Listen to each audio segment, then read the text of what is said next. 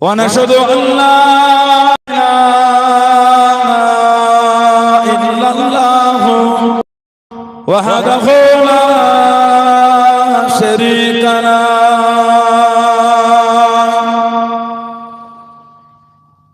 ونشهد أن سيدنا وحبيبنا ومولانا محمدا عبده ورسوله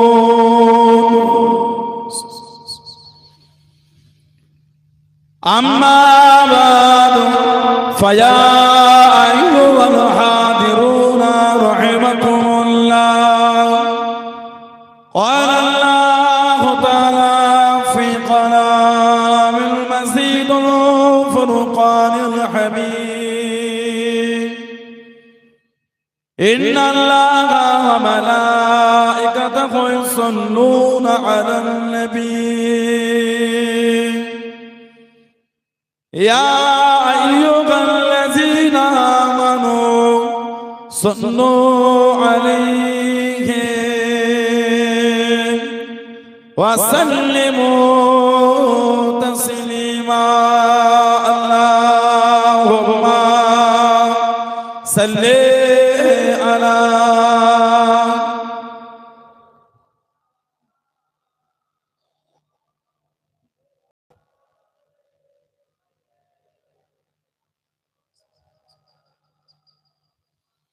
كلمة لا إله إلا الله لا إله إلا الله لا إله إلا الله محمد رسول الله اللهم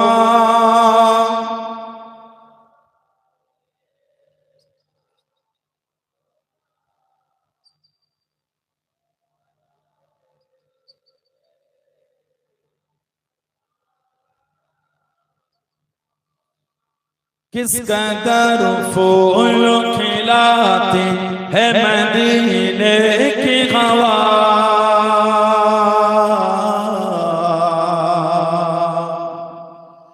किस कदर फूल खिलाती है मदीने की हवा मदीने की हवा मदीने की हवा मदीने की हवा किस कदर फूल खिलाती है मदीने की हवा किस कदर फूल खिलाती है मदीने की हवा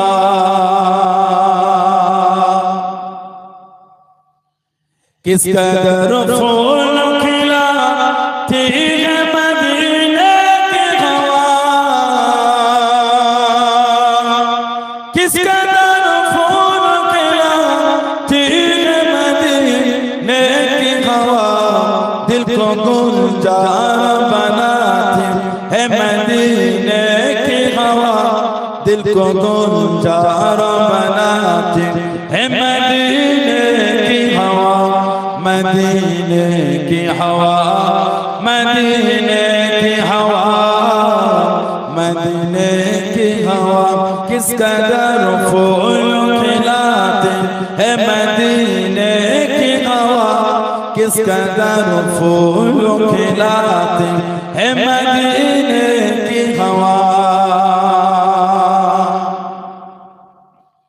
दिल को अल्लाह से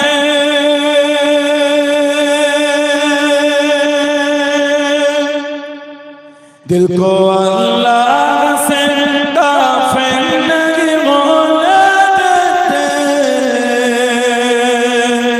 दिल को अल्लाह से काफिर नहीं होने देते याद काबे की दिलाती है मदीने की हवा याद काबे की दिलाती है मदीने की हवा मदीने की हवा मदीने की हवा मदीने की हवा किस कदर फूल खिलाती है मदीने की हवा किस कदर फूलों खिलाती है मदीने की हवा।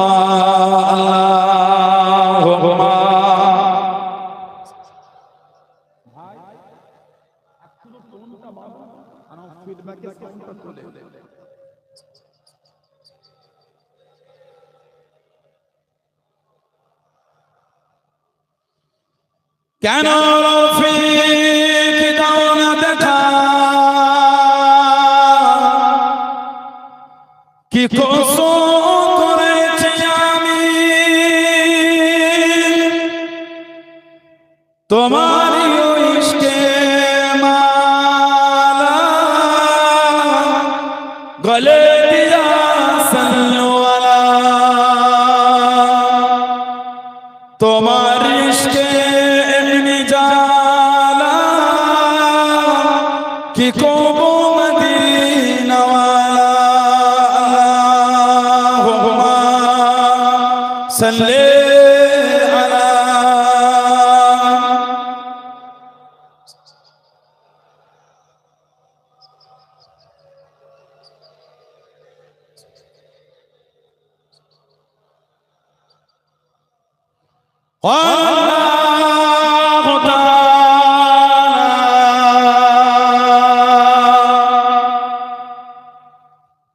في قلام المزيد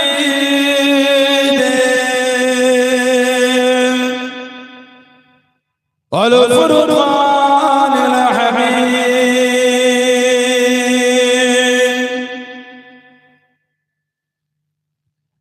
قل بفضل الله وبرحمته ففي ذلك فليفرحوا هو خير مما يجمعون قال رسول الله صلى الله عليه وسلم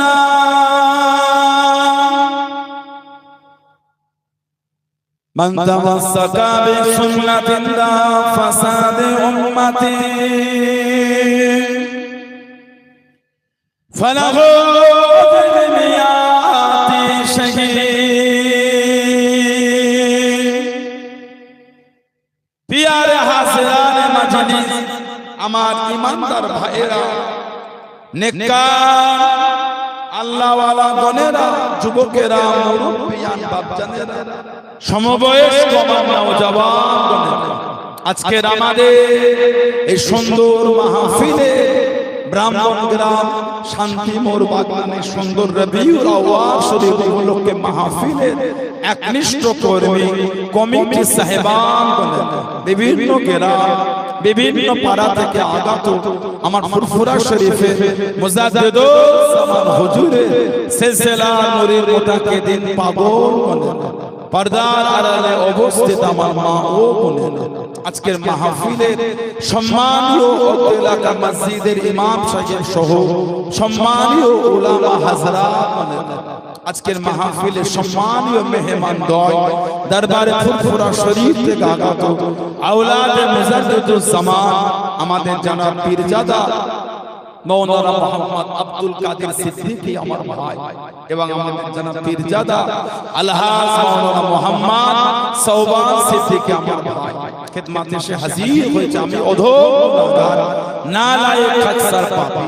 আমার মনে হয় আজকের মাহফিলে যতগুলি মানুষ বসে আছে সবচাইতে বড় গুনাহগার থাকতো হলে সেটা আমি আছি, আমি পাপী, আমি গুনাহগার। আল্লাহ আপনাদের কাছে হাজির করিয়েছেন, দোয়া করে আল্লাহ পাক যেন গুনাহগারের জবান থেকে কিছুক্ষণের জন্য হলো আল্লাহ পাক কিছু বলার মতন তৌফিক ইনায়েত করেন। বলুন সকলে আল্লাহুম্মা আমিন। তার সাথে সাথে আল্লাহ পাক আপনাকে এবং আমাকে উভয়কে শুনে এবং বলে আমল করার তৌফিক ইনায়েত করেন। বলুন সকলে আল্লাহুম্মা আমিন। আমার আল্লাহ পাক জাল্লে জালালুহু জাল্লে শানুহু তানা দরবারে লাখ লাখ শুকর, কোটি কোটি শুকর যে আল্লাহ পাক আপনাকে আমাকে এতগুলি মানুষ এতগুলি মুসলমান এমন একটা সুন্দর মাহফিলে হাজির করালেন, এমন একটা জায়গায় বসালেন, সকলে মিলে আল্লাহ পাকের শুকর আদা করে বলুন আলহামদুলিল্লাহ। একটু ভালোবাসায় বলা গেল না? এমন একটা জায়গায় আল্লাহ আমাদের বসিয়েছেন, এমন একটা মাহফিল। আর এরকম একটা মাস যেটা হলো আরবি মাসের তৃতীয় মাস রবিউল আউয়াল। আরবি মাসে তৃতীয় মাস রবিউল আউয়াল। আউয়াল মানে প্রথম, রবি মানে বসন্ত, বসন্তর প্রথম মাস, ফুলের মাস, খুশবুদার মাসে আল্লাহ তিনি তার হাবিবকে দুনিয়ায় একটা সীমা নিয়েছেন। বলুন না সুবহানাল্লাহ। আল্লাহ পাক আমাদের নবী পাক সাল্লাল্লাহু আলাইহি ওয়াসাল্লামকে এই মাসে দুনিয়ায় পাঠিয়েছেন। আল্লাহ পাক কোরআন শরীফ সূরা ইউনূস 58 নম্বর আয়াত আল্লাহ পাক জিকির করেছেন। কুল হাবিব আপনি বলে দেন বিফাদিলিল্লাহি ওয়া বিরহমাতি, আমি আল্লাহ আমার ফদা আর আমি আল্লাহ আমার রহমত, ফাবিযালিকা ফালইফরাহু, তারা এই দুটোকে পেয়ে তারা যাতে আনন্দ করে খুশি করে, হুয়া খায়রুম মিম্মা ইয়াজমাউন, যে আনন্দ যে খুশিটা হলো সমস্ত মালপত্র সবকিছু থেকে হলো উত্তম। বলুন না সুবহানাল্লাহ। একটা হলো ফদা আর একটা হলো রহমত। রহমতের মধ্যে সবথেকে বড় রহমত হলেন আমাদের নবী। জোরে বলুন। আল্লাহ পাক আমাদের নবীকে সবথেকে বড় রহমতের নবী করেছেন। কোরআন শরীফ রহমত। আল্লাহ পাক কোরআন শরীফে জিকির করেছেন, ওয়ানাজ্জিলু মিনাল কুরআনি মা হুয়া শিফাউর রাহমাতুল লিল মুমিনিন। আল্লাহ পাক কোরআন শরীফ নাযিল করেছে মানুষের জন্য শিফা আর রাহমাতুল লিল মুমিনিন। আল্লাহ পাক কোরআন শরীফ মুমিনের জন্য আল্লাহ রহমত করেছেন। বলুন না সুবহানাল্লাহ। আমাদের নবীও রহমত। কোরআন শরীফ সূরা আম্বিয়া 107 নম্বর আয়াত আল্লাহ জিকির করেছেন, ওমার সান্নাকা ইল্লা রাহমাতাল লিল আলামিন। আল্লাহ পাক বলেছেন, হাবিব আমি আল্লাহ আপনাকে গোটা আলামের জন্য আমি আল্লাহ রহমত করে দিলাম। ধরে বললেন আলহামদুলিল্লাহ। হুজুর আল্লাহ কুল কায়নাতের জন্য রহমত করে, শুধু মানুষের জন্য রহমত। হুজুর দুনিয়ার জন্য রহমত, আসমানের জন্য রহমত। হুজুর মানুষের জন্য রহমত, ফেরেশতাদের জন্য রহমত। জোরে বলুন না সুবহানাল্লাহ। আল্লাহ পাক নবীকে এতটাই রহমতের নবী করেছেন। হুজুর আল্লাহ এতটাই দয়ার নবী করেছেন। আল্লাহ নবীকে নিয়ে দাওয়া শুরু করে দিলেন। আল্লাহ নবী কলেমা শরীফে দাওয়াত দিতে লাগলেন। মক্কার কাফেরগুলি মানল না, মক্কার বেদীনগুলি মানল না। আল্লাহ নবী সাল্লাল্লাহু আলাইহি ওয়াসাল্লামের সাহাবাদের ডেকে ডেকে জানিয়ে দিল, সাহাবাদের ডেকে ডেকে শুনিয়ে দিল, মুহাম্মদ যদি সত্য নবী হয় সাল্লাল্লাহু আলাইহি ওয়াসাল্লাম ওকে গিয়ে জানিয়ে দে, ওকে গিয়ে শুনিয়ে দে, ও যেন আল্লাহকে জানিয়ে দেয়, ও আল্লাহ জানো আমাদের উপর গজব নাযিল করে, আমাদের উপর গজবটা নাযিল করে। আল্লাহ পাক নবীকে সান্ত্বনা খানা দিয়ে দে, আল্লাহ পাক জানিয়ে দে আপনি কষ্ট নেবেন না, আপনি দুঃখ নেবেন না। কোরআন শরীফ সূরা আনফালের 33 নম্বর আয়াতে আল্লাহ পাক জানিয়ে দে, ওমা কানাল্লাহু লিয়াযযিবাকুম ওয়া আনতা ফীহিম ওয়া মা হাবিব, আপনি যেখানে থাকবেন, আপনি যাদের মধ্যে থাকবেন, আমি আল্লাহ আপনার খাতিরে ওই জায়গাতে আমি আল্লাহ গজব খানা দেব না। জোরে বলুন সুবহান। আর একটু জোরে বলুন সুবহান। হাবিব যেখানে থাকবেন গজব দেব না। কেন? আমি আল্লাহ আপনাকে রহমতের নবী করেছি। আমাদের নবী যেখানে থাকবেন, যতক্ষণ থাকবেন, আল্লাহ যখন গজবই হবে না। জোরে বলুন। আল্লাহ পাক হুজুরকে রহমতের নবী করে আল্লাহ আমাদের নবীকে দুনিয়ায় পাঠান। কোরআন শরীফ সূরা আলে ইমরান 164 নম্বর আয়াত আল্লাহ পাক জিকির করেছেন, লাকাদ মান্নাল্লাহু আলাল মুমিনিন ইয বা'আথা ফীহিম রাসূলান মিন আনফুসিহিম, লাকাদ মান্নাল্লাহু আলাল মুমিনিন। আল্লাহ পাক মুমিনদের উপর ইহসান করেছেন, দয়া। কি করে? ইয বা'আথা ফীহিম রাসূলান মিন আনফুসিহিম, আল্লাহ পাক নিজেদের মধ্যে হতে রাসূলকে আল্লাহ পাঠিয়ে আল্লাহ পাক আমাদের উপর মুমিনদের উপর আল্লাহ দয়া করেছেন। জোরে বলুন না সুবহানাল্লাহ। হুজুর আল্লাহ পাঠিয়ে আমাদের উপর দয়া করেছেন, সেই নবীর ভালোবাসা নিয়ে বসেছে, সেই নবীর আগমনের দুটো কথা শুনতে বসেছে। আল্লাহ আমাদের নবী সাল্লাল্লাহু আলাইহি ওয়াসাল্লামকে দুনিয়ায় পাঠালেন। আল্লাহ রাসূল বলেছেন আমি আমুল ফিলে দুনিয়ায় এসেছি। বছর ফিল মানে ফিল, যে বছর হস্তি বাহিনী কাবা ভাঙতে এসেছে 570 খ্রিস্টাব্দে আমাদের হুজুরকে আল্লাহ দুনিয়ায় পাঠিয়েছেন। আল্লাহ রাসূল সাল্লাল্লাহু আলাইহি ওয়াসাল্লাম এই যে আবরাহা বাদশা কাবা ভাঙতে এলো, এই আবরাহা বাদশা এই কাবা ভাঙতে আসার 55 দিন পরে আল্লাহ আমার হুজুরকে দুনিয়ায় পাঠিয়েছেন। 55 দিন পরে আল্লাহ পাক দিনে দুনিয়ার বাদশাকে পাঠালেন। আল্লাহ রাসূল বলেছেন ওই বছরে আমি দুনিয়ায় এসেছি। কারণ ইদানিং আমাদের মালিক কিছু কিছু ভাই এগুলো আগে ছিল বলা শুরু করেছে। হুজুরের আগমনের এত বড় মাহফিল করলি সাহাবারা কোনদিন হুজুরের আসার আলোচনা করেছে? আল্লাহর নবী নিজের আসার আলোচনা নিজে করেছে। জোরে বলুন। কারণ আল্লাহ রাসূল বলেন আমি আমুল ফিরে দুনিয়ায় এসেছি। আবরাহা কাবা ভাঙতে এসেছিল 570 খ্রিস্টাব্দে। কেন? 525 খ্রিস্টাব্দে ইয়েমেনের রাজধানী সানা, এই সানা নামক রাজধানীতে একটা গির্জা তৈরি করেছে। গির্জা তৈরি করে এলান করে দিল আর কাবা শরীফের দিকে ফিরে ইবাদত হবে না, এই গির্জা ফিরে ইবাদত হবে। এতে আরবের লোক ক্ষিপ্ত হয়ে দুরকম বর্ণনা, একরকম বর্ণনা ওই গির্জায় আগুন ধরিয়ে দিয়েছে, আর আরেকটা বর্ণনা এসেছে মলমূত্র ত্যাগ করে ওই গির্জায় ফেলে দিয়েছে। এতে আবরাহা বাদশা ক্ষিপ্ত হয়ে গেছে, সাহস তো কম নয়। এই 525-এ গির্জায় আগুন ধরালো আর আবরাহা বাদশা কাবা ভাঙতে গেছে 570 খ্রিস্টাব্দে। 13টা হাতি আর 60,000 সৈন্য নিয়ে, 13টা হাতি দিয়েছে, 60,000 সৈন্য নিয়েছে। কাবা শরীফের বাইরে কাফেলা দাঁড়িয়ে গেল, মক্কা শরীফের বাইরে কাফেলা দাঁড়িয়ে গিয়ে মক্কা শরীফে খবর হয়ে গেল, ও মক্কা শরীফের মানুষরা আমরা কারোর কোনো ক্ষতি করব না, কারোর কোনো দুঃখ দেব না, কাবাকে ভেঙে চলে যাব। আমরা বাদশা সৈন্য সমন্তনেরা মক্কা শরীফের মানুষের উট ঘোড়া চুরি করতে লাগলো।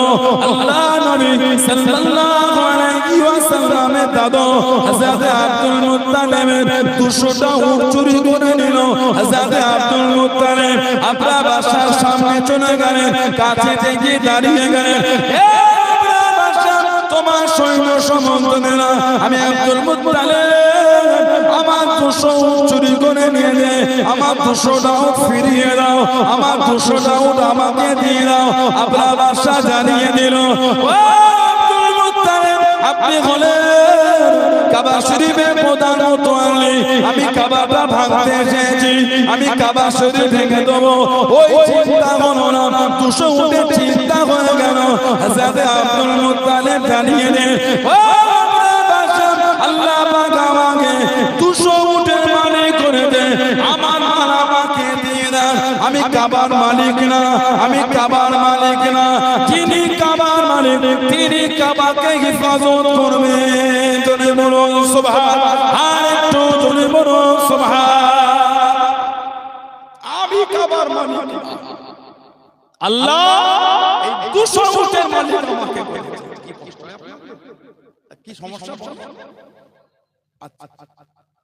আল্লাহ এই 200 উটের মালিক আমাকে করেছে, এই 200 উট আমাকে ফিরিয়ে দিন।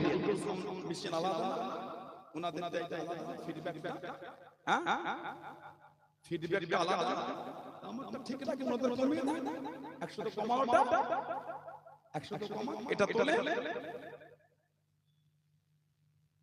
এটা তোলে, টোন টাইট আর 100 বাড়া, এ সাউন্ড তোলে, ওনাদের তো কমিয়ে দাও, মুরব্বিরা খানে লাগলে 200। ঠিক আছে, আল্লাহ এই 200 উটের মালিক আমাকে বলেছে, ওই উট আমাকে ফিরিয়ে দাও। আমি 200 উটের মালিক, আমাকে দাও। আমি কাবার মালিক না, যিনি কাবার মালিক তিনি কাবাকে হেফাজত করে। বলুন না সুবহানাল্লাহ। উনি 200 উট নিয়ে চলে গেলে আবরা বাদশা কাবা শরীফ ভাঙতে গেল 13টা হাতি নিয়ে। কোরআন শরীফে একটা সূরা আছে, সূরা ফিল, হাদিস সূরা। আলাম তারা কাইফা ফাআলা রাব্বুকা বিআসহাবিল ফিল। আল্লাহ পাক এই সূরার মধ্যে আল্লাহ নাযিল করেছেন।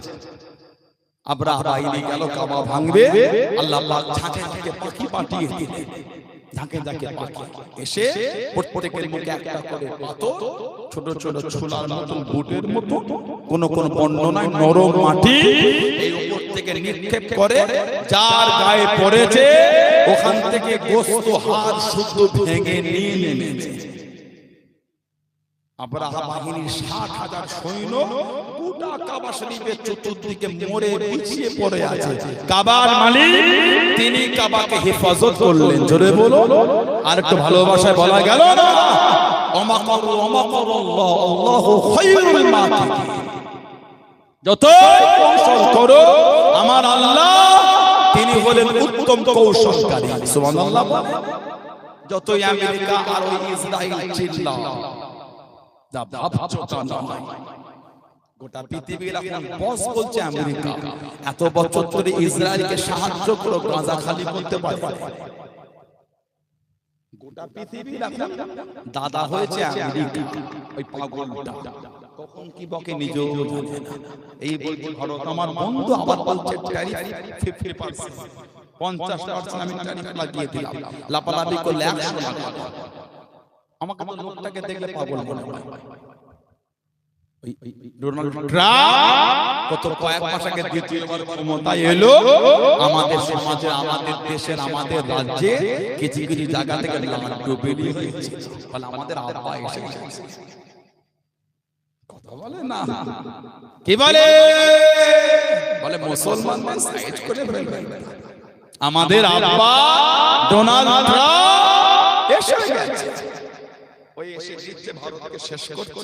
লজ্জা লাগে না তোমার? শরম লাগে না? যে গাদ্দারটা আমার ভারতকে ধ্বংস করার জন্য উঠে পড়ে লেগেছে বিশ্ব বাজারে, সেই গাদ্দার ক্ষমতায় এসে লাগবে। তোমার থেকে দেশদ্রোহী বড় আর কি আমার দেশে আছে?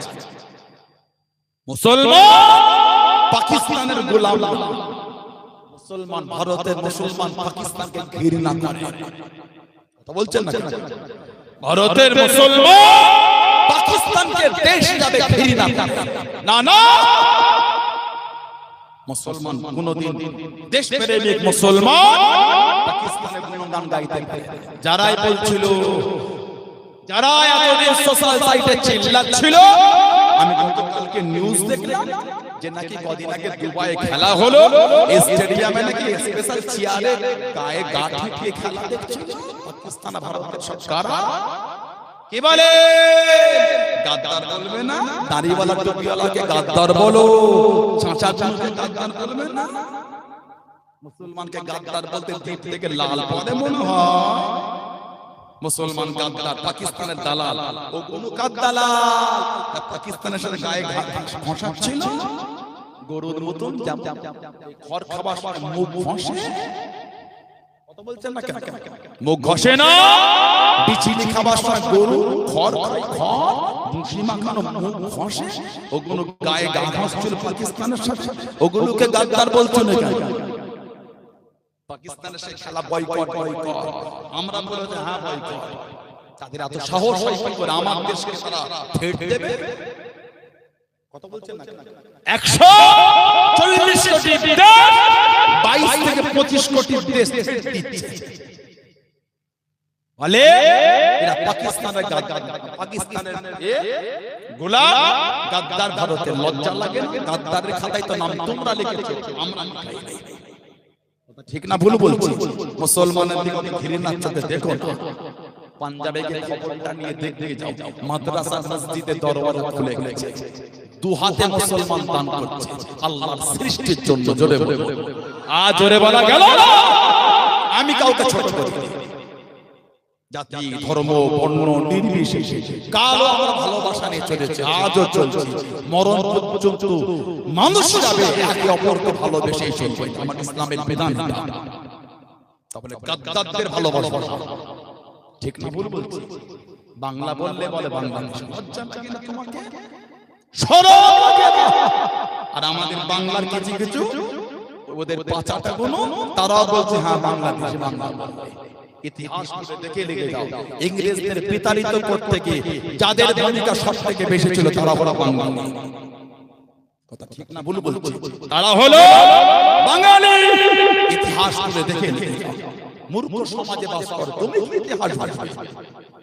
কোনটা সিধে আর কোনটা উল্টো সেই বই ধরার ক্ষমতা তুমি কি ইতিহাস ভাববে? দালালি করে জীবন কাটালে, গোলামতি করে জীবন কাটালে, যেমন ইংরেজদের জুতো জিভে ছেটেছিল আমার দেশে কিছু গাদ্দার, আজও তাদের রক্ত তাদের শরীরে বহন করছে, আজও তারা ওই ইংরেজদের দালালি করে তাদের জুতো ছেটে আজও তাদের দালালি করে যাচ্ছে। ঠিক না ভুল বলছি?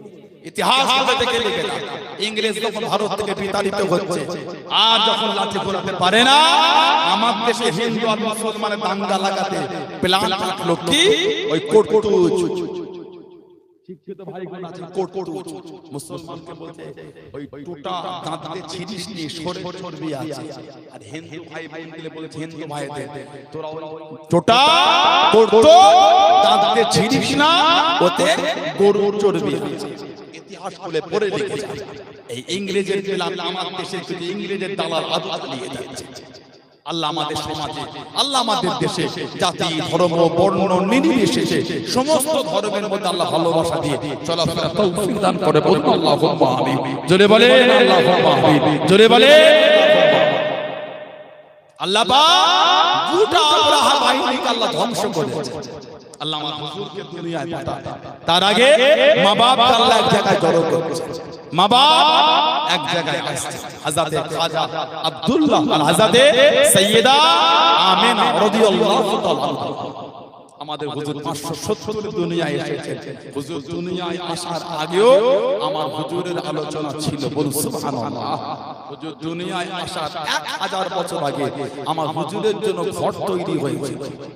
যারা বলবেন না ইয়েমেনের বাদশা ছিল তুবাই আউয়াল, একটা কিতাব আছে আল্লামা বদরুদ্দিন আইনি রাহমাতুল্লাহ বুখারী শরীফে ব্যাখ্যা গ্রন্থ লিখেছেন উমদাতুল কারি। আল্লামা বদরুদ্দিন আইনি রাহমাতুল্লাহ এই উমদাতুল কারি বলে কিতাব বুখারী শরীফে ব্যাখ্যা গ্রন্থ এসেছে। ইয়ামানের বাদশা তুবাই আউয়াল চলে এলো, মক্কা শরীফে পৌঁছে গেল। 400 জন আলেম টেনে 400 জন আলেম টেনে মক্কা শরীফে কিছুদিন থেকে মদিনা শরীফে চলে গেলেন। মদিনা শরীফের নাম ছিল ইয়াসরিব বা ইয়াসরাব। কিছুদিন থেকে আবার দেশে চলে যাবেন। 400 জন আলেম জানিয়ে দেন, 400 জন আলেম শুনিয়ে দেন, আমরা আমার দেশে যাব না, আমরা আমার দেশে ফিরবো না। আপনি যদি আমাদের পরে জানো মেরে ফেলেন, আমরা আমার দেশে যাব না, আমরা আমার দেশে ফিরবো না। আমার দেশে বাদশা তুবাই আউয়াল 400 জন আলেমকে জিজ্ঞাসা করলেন, কেন আমার দেশে যাবে না, কেন আমার দেশে ফিরবে না? 400 জন আলেম জানিয়ে দেন, আমরা জানতে পেরে গিয়েছি, আসমানে কিতাব থেকে বুঝতে পেরে গিয়েছি, আখির নবী শেষ নবী হযরত মুহাম্মদ সাল্লাল্লাহু আলাইহি ওয়াসাল্লাম এই জমিনে আসবেন, এই জমিনে আসবেন। সুযোগ যদি হয়ে যায়, আল্লাহ পাক সুযোগ যদি দিয়ে দেয়, ওনার হাতে গাঁটখানা দিয়ে ঈমানের কালিমা পড়ে মুসলমান হয়ে যাব।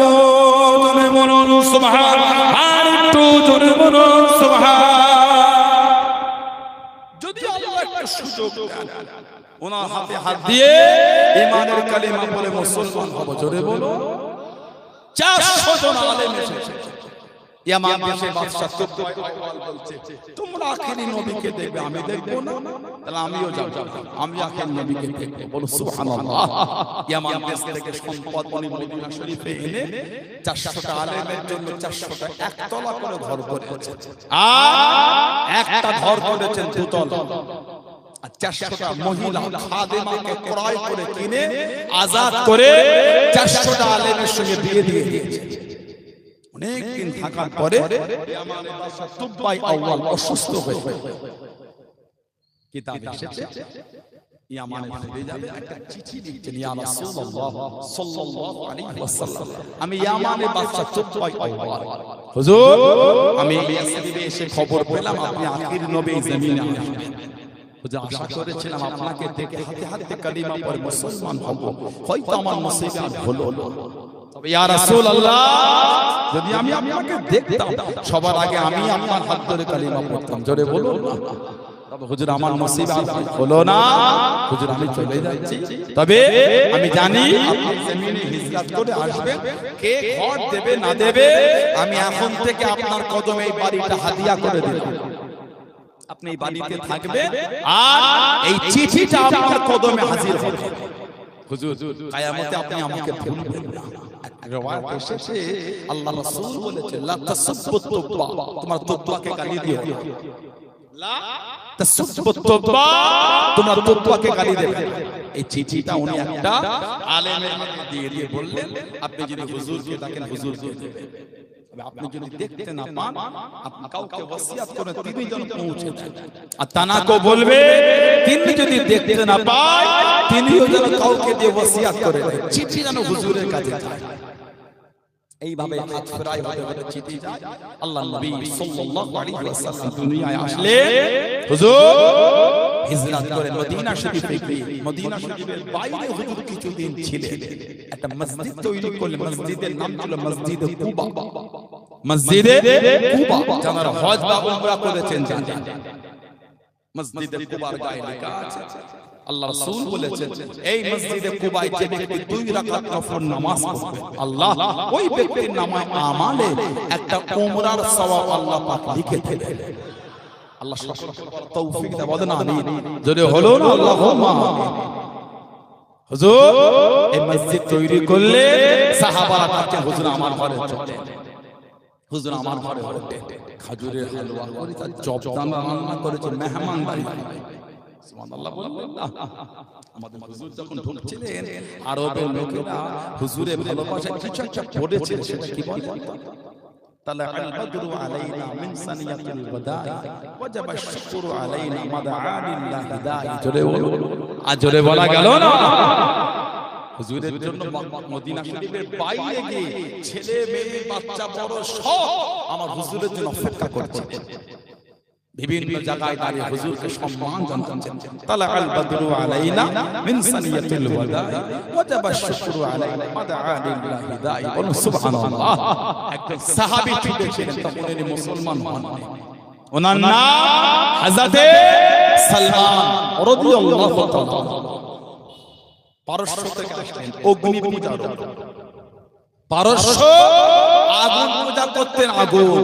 সালমান ফারসি রাদিয়াল্লাহু তাআলা ইরানের জমিন থেকে উনি পারস্য আগুন পূজা করতেন। উনি জানার খিদমত করতেন। সে পাদ্রী বলেছিল আখেরি নবী শেষ নবী তুমি যদি পেতে চাও এই তিনটে নমুনা দেখে ইয়াসরিবের জমিনে চলে যাও, আখেরি নবীকে তুমি দেখতে পাবে। হযরতে সালমান রাদিয়াল্লাহু তাআলা মদিনা শরীফে অনেক লম্বা মোটা উনি আসেন, হুজুরকে দেখতে, হুজুরকে দেখে এক তারিখে খাজুরের বাগানে কাজ করে, কানে আওয়াজ চলে হলো তালা আল বদরু আলাইনা মিন সানিয়াতিল ওয়াদা ওয়াজাবা শুকরু আলাইনা মাদআ লিল্লাহি দাঈ। উনি ওই খাজুরের গাছ থেকে নেমে ছুটছে, জোরে বল। আল্লাহ নবীর সামনে গিয়ে দাঁড়িয়ে গেলেন, আল্লাহ নবীর কাছে গিয়ে দাঁড়িয়ে গেলেন সাল্লাল্লাহু আলাইহি ওয়াসাল্লাম। মক্কা শরীফ থেকে হুজুর আমার মদিনা শরীফে চলে গেলেন, সবাই গোল করে ঘিরে ধরে নিয়ে আল্লাহ নবী জিজ্ঞাসা করলেন, আল্লাহ নবী জানতে চাইলেন ও মদিনা শরীফের মানুষেরা, ও মদিনা শরীফের যুবকেরা, আমি নবী সাল্লাল্লাহু আলাইহি ওয়াসাল্লাম সারা জীবন কি আমাকে এইভাবে ভালোবাসা দেবে, এইভাবে কি আগলে লাগবে, এইভাবে কি আমাকে ভালোবাসা দেবে? ইয়া রাসূলুল্লাহ হাবিবাল্লাহ, ইয়া রাসূলুল্লাহ হাবিবাল্লাহ, আল্লাহ পাকের নবী সাল্লাল্লাহু আলাইহি ওয়াসাল্লাম হুজুরকে আপনি মাফ করুন, উস্তাদকে ক্ষমা ক্ষমা করুন। ওগো নবী চিন্তা করবেন না, ওগো নবী চিন্তা করবেন না। ইয়া রাসূলুল্লাহ হাবিবাল্লাহ, শরীরের মধ্যে এক ফোঁটা রক্ত থাকে মদিনা শরীফের জমিনে আপনাকে অপমান হতে দেব না। জোরে বলুন সুবহান, আর একটু জোরে বলুন সুবহান। আল্লাহ নবী সাল্লাল্লাহু আলাইহি ওয়াসাল্লামের কাছে হযরত সালমান ফারসি চলে গেলেন এক মোটা খাজুর দিয়ে আল্লাহ নবীকে জানিয়ে দিয়ে, এটা আমি আপনাকে সাদকা দিলাম, এটা আমি আপনাকে সাদকা দিলাম। আল্লাহ নবী জানিয়ে দিয়ে, আমার জন্য সাদকা চলে না, নবীর জন্য সাদকা চলে না। আল্লাহ নবী ফিরিয়ে দিয়ে হযরত সালমান রাদিয়াল্লাহু তাআলা আল্লাহ নবীর কাছে গেলেন আর এক মোটা খাজুর নিয়ে আল্লাহ নবী এটা আপনাকে হাদিয়া করলাম। আল্লাহ নবী সাল্লাল্লাহু আলাইহি ওয়াসাল্লাম ওই খাজুরটাকে নিয়ে হুজুর আমার গ্রহণ করে সাহাবাদের মধ্যে তাকসীম করে দেন। আল্লাহ নবী সাল্লাল্লাহু আলাইহি ওয়াসাল্লামের তিনটে নমুনা বলেছিল, দুটো নমুনা মিটে গেল, মোরে নবুয়তটা হলো না, মোরে নবুয়তটা দেখা হলো না। হযরত সালমান রাদিয়াল্লাহু তাআলা আনহু বলে আল্লাহ নবী আমি সালমানের খাজুরের বাগানে চলে গেলেন। সেদিন আল্লাহ নবীর নূরের বাগানে একটা চাদর দিয়ে চাপা, চাদরটা ঘাড়ের নিচের দিকে নামিয়ে দিয়ে আমি সালমান আল্লাহ নবীর পিছনে গিয়ে দাঁড়িয়ে গিয়ে মনে মনে করতে লাগলাম, ও হাওয়াটা যদি চলে হয় চাদর খানা সরে যায়, চাদর খানা সরে গেলে আল্লাহ নবী সাল্লাল্লাহু আলাইহি ওয়াসাল্লামের মোরে নবুয়তটা দেখতে পাবো, মোরে নবুয়তটা দেখতে পাবো। ফালকানিদা ওনার মনের খবর খানা আল্লাহ নবীর কাছে খোলাসা হয়ে গেল। আল্লাহ নবী চাদর খানা ছুঁড়ে দে, আল্লাহ নবী চাদর খানা ছুঁড়ে দে, আল্লাহ নবী জানিয়ে দে, ও বাবা সালমান উনজুর মা ওয়া মিন তাবিহি, উনজুর মা ওয়া মিন তাবিহি, দেখো দেখো যেটা তুমি আশা করছিলে, যেটা তুমি ইরাদা করছিলে। হযরত সালমান রাদিয়াল্লাহু তাআলা আল্লাহ নবীকে পিছন দিক থেকে ধরে মোরে নবুয়তে ঠোঁট লাগিয়ে চুমা খানা দিলেন। জোরে বলুন সুবহান, আর একটু জোরে বলুন সুবহান। আল্লাহ হুজুরে মোহরে নবুয়তে ঠোঁটে চুমা।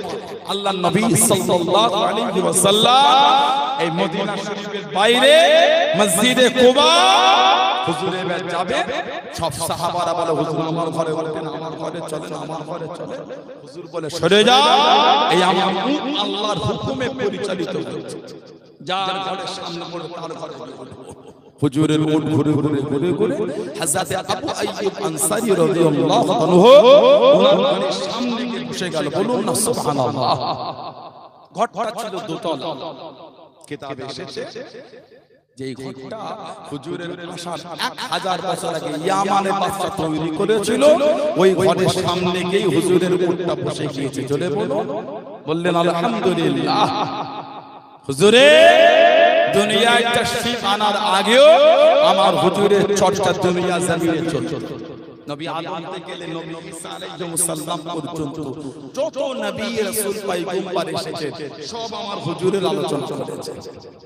আদম আলাইহিস সালাম তার ছেলেকে বলেই হযরত শীশ আলাইহিস সালাম আকবালা আলা আদম আলা ইবনে শীশ ফাকালা ইয়া বুনাইয়া, ফাকালা ইয়া বুনাইয়া, হে আমার বৎস, হে আমার প্রিয় সন্তান, আনতা খলিফাতুম মিন বা'দি, এই শীশ তুমি আমার পরে খলিফা হবে, তুমি আমার পরে খলিফা হবে। আসমানি কিতাব মোট কথা বলে, এটা হ্যাঁ বলতে, আসমানি কিতাব মোট কটা 100 কটা 100 100টা হচ্ছে সহিফা, মানে ছোট ছোট কিতাব। এই 100টার মধ্যে হযরত আদম আলাইহিস সালামের উপর আল্লাহ 10টা দিয়েছেন, আর হযরত শীশ আলাইহিস সালামের উপর আল্লাহ 50টা দিয়েছেন। হযরত ইদ্রিস আলাইহিস সালাম আল্লাহ ওনার উপর 30টা দিয়েছেন, আর হযরত ইব্রাহিম আলাইহিস সালাম আল্লাহ ওনার উপরে 10টা দিয়েছেন। ইদ্রিস আলাইহিস সালাম উপরে আল্লাহ 30টা দিলেন, আর শেষ নবী পেয়েছিলেন 50টা।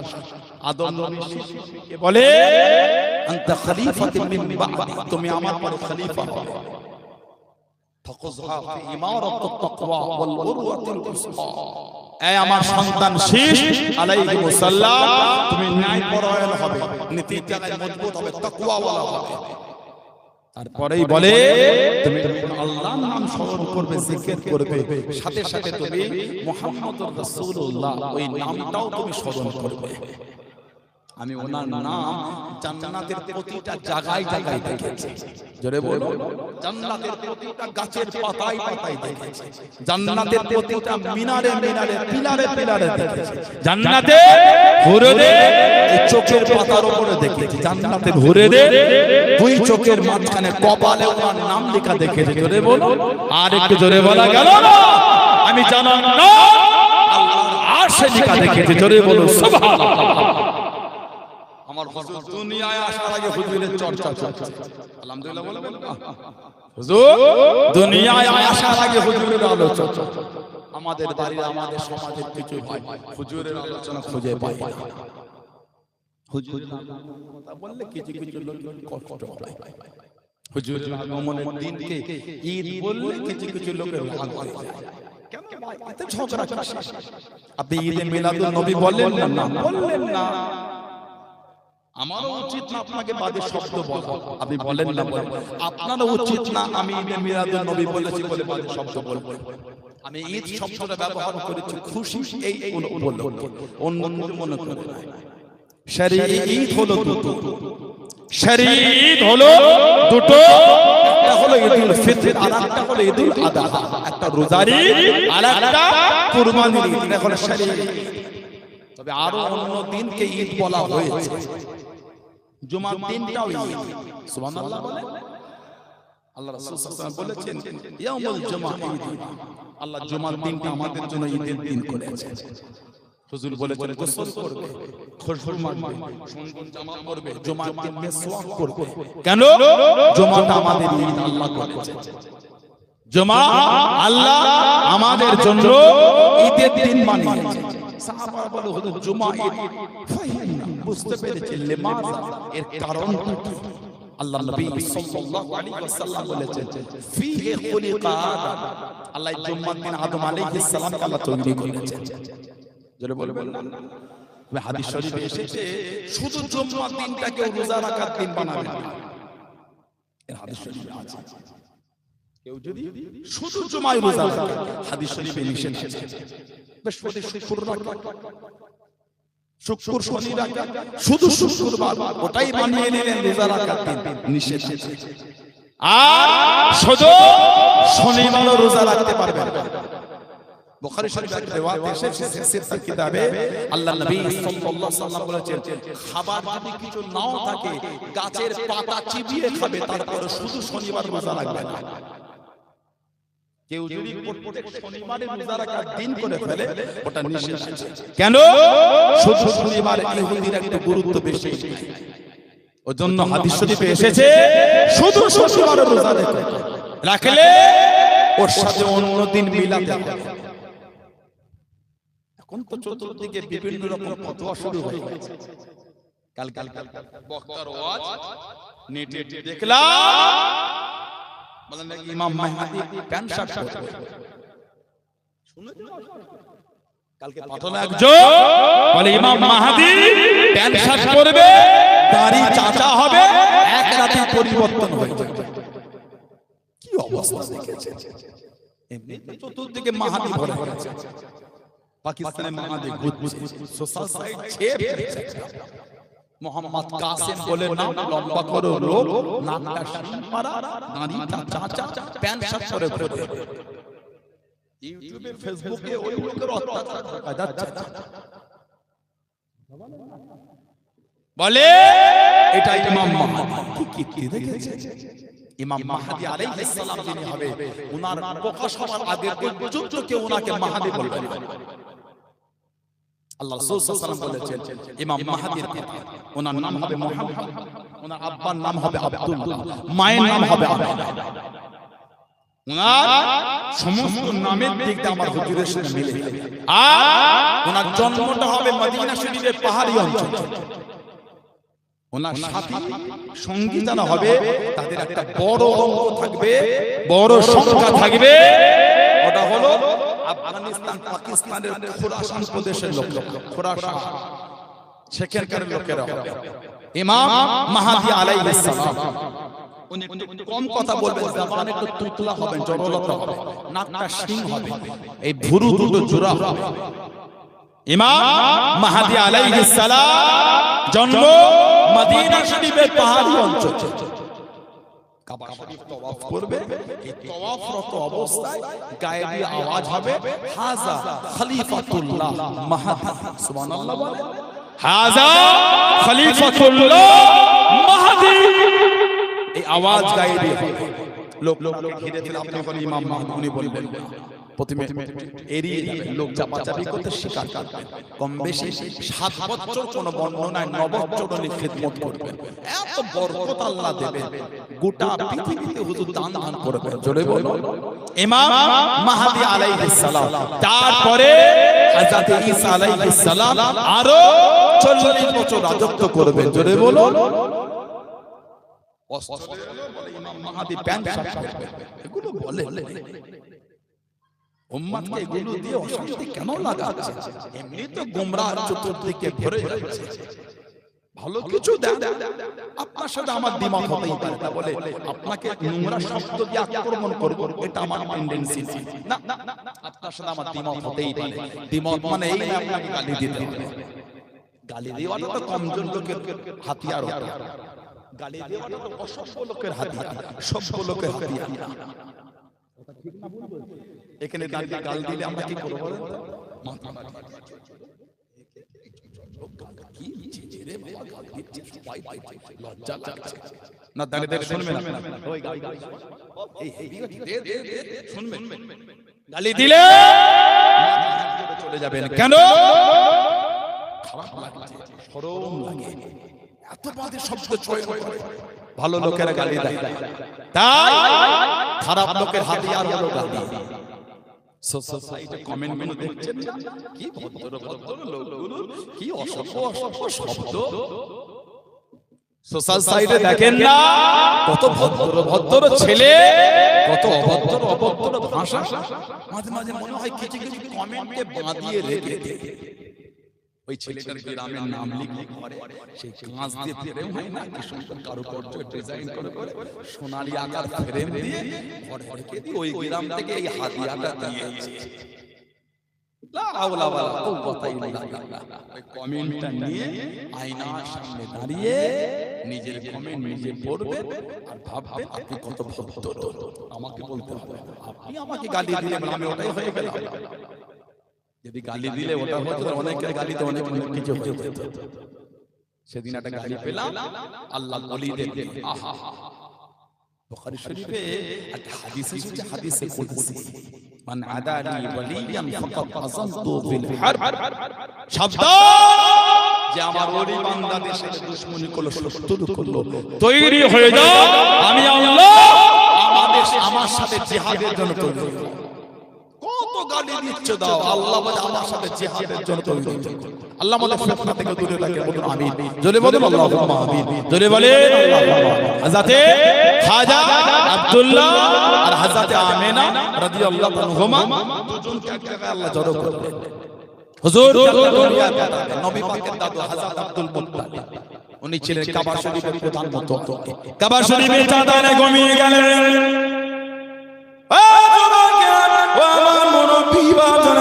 মায়েরা বোনেরা, কাবা শরীফে চাঁদানে ঘুমিয়ে গেলেন। গভীর রাত্রিরে স্বপ্নের মধ্যে দেখতে পেলেন, খবরের মধ্যে দেখতে পেলেন, কে যেন জানিয়ে দিল, জামজামের কূপটা খনন করো, জামজামের কুয়াটা খনন করো, জামজামের কূপটা খনন করো। হযরত আব্দুল মুত্তালিব ঘুম থেকে উঠে গিয়ে চিন্তিত হয়ে গেলেন, চিন্তায় পড়ে গেলেন। জামজামের কুয়া কোথা পাবো, জামজামের কূপটা কোথা পাবো? আমি আব্দুল মুত্তালিব জামজামের কুয়া তো জানি না, কোথা জামজামের কূপটা পাবো?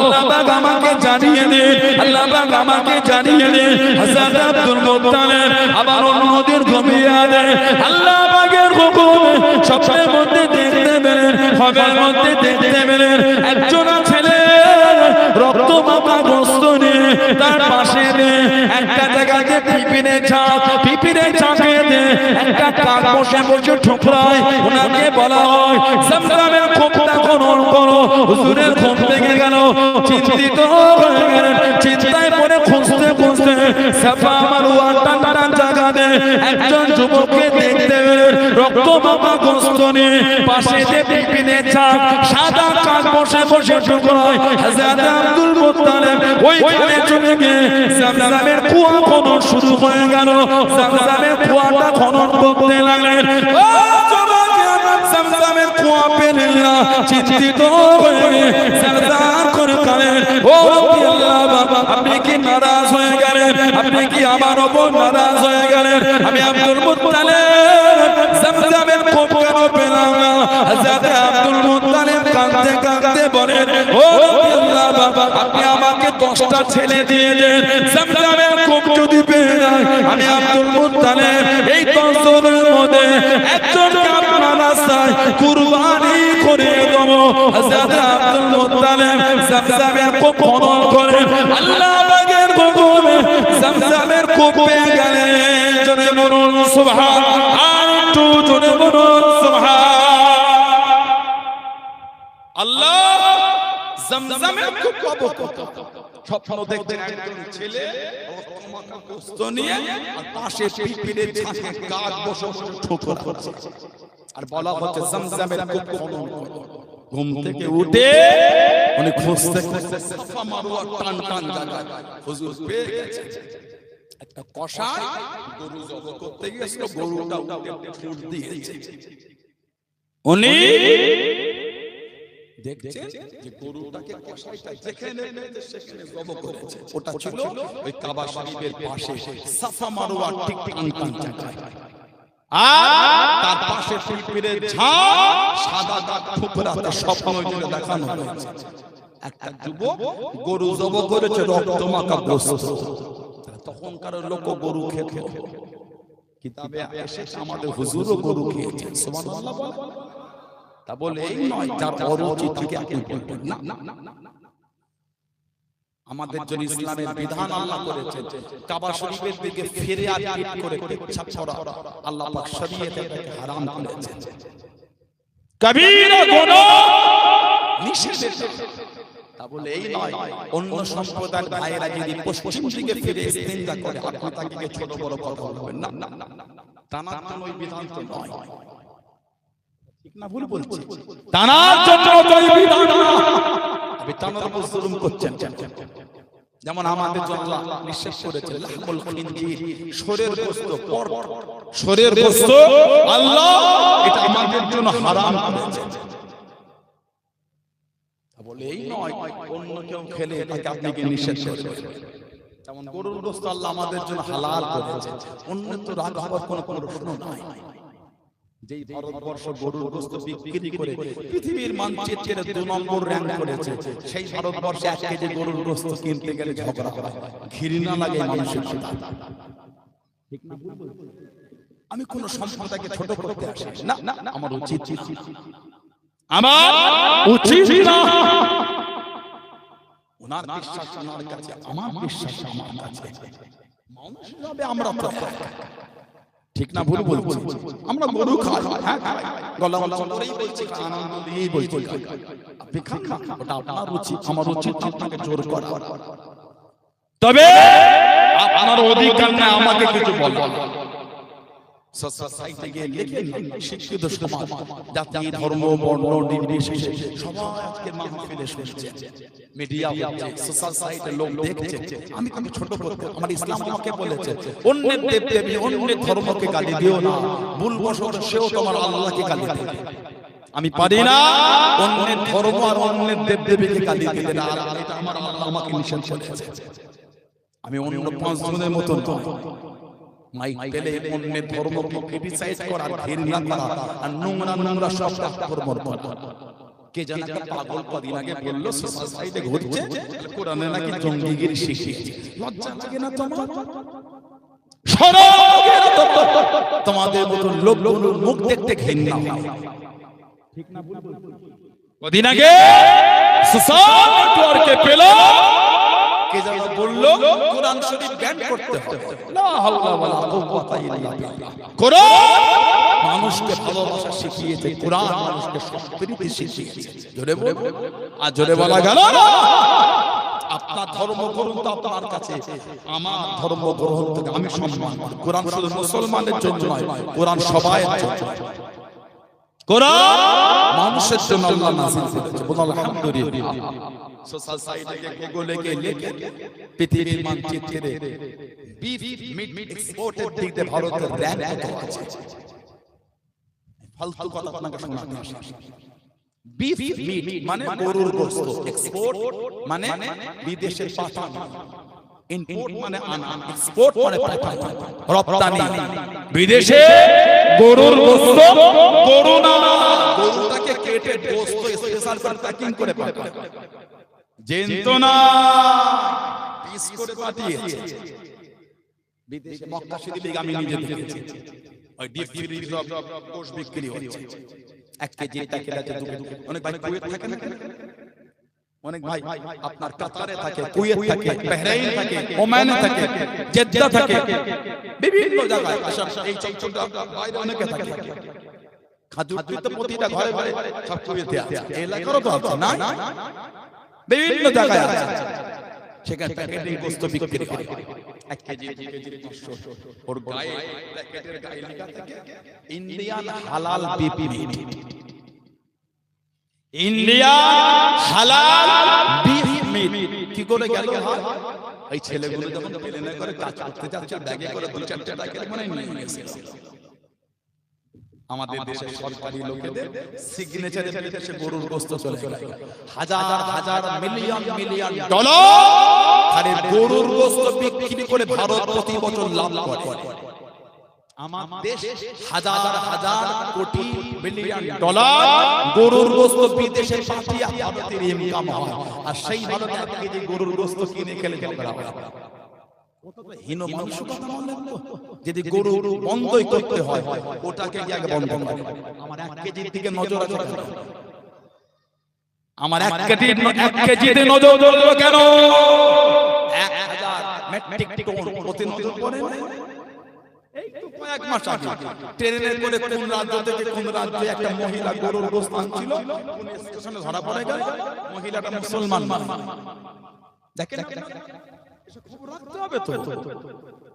ট্রেনে এক রাজ্য থেকে আরেক রাজ্যে একটা অমুসলিম বোন বিফ মিট প্যাকিং করে নিয়ে যাচ্ছিল রেলে করে, ট্রেনে। আপনার কি বলে ওটাকে, যাদের মাল ভেন্ডার, এই ভেন্ডারে করে নিয়ে যাচ্ছে।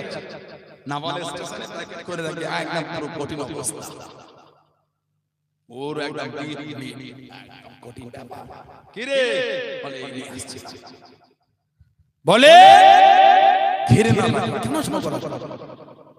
যারা ঝগড়া লাগলো তারা এসি রুমে বসে আছে, ঝগড়া তো মনে মনে হচ্ছে লাভ কিছু হলো না, ক্ষতি হলো।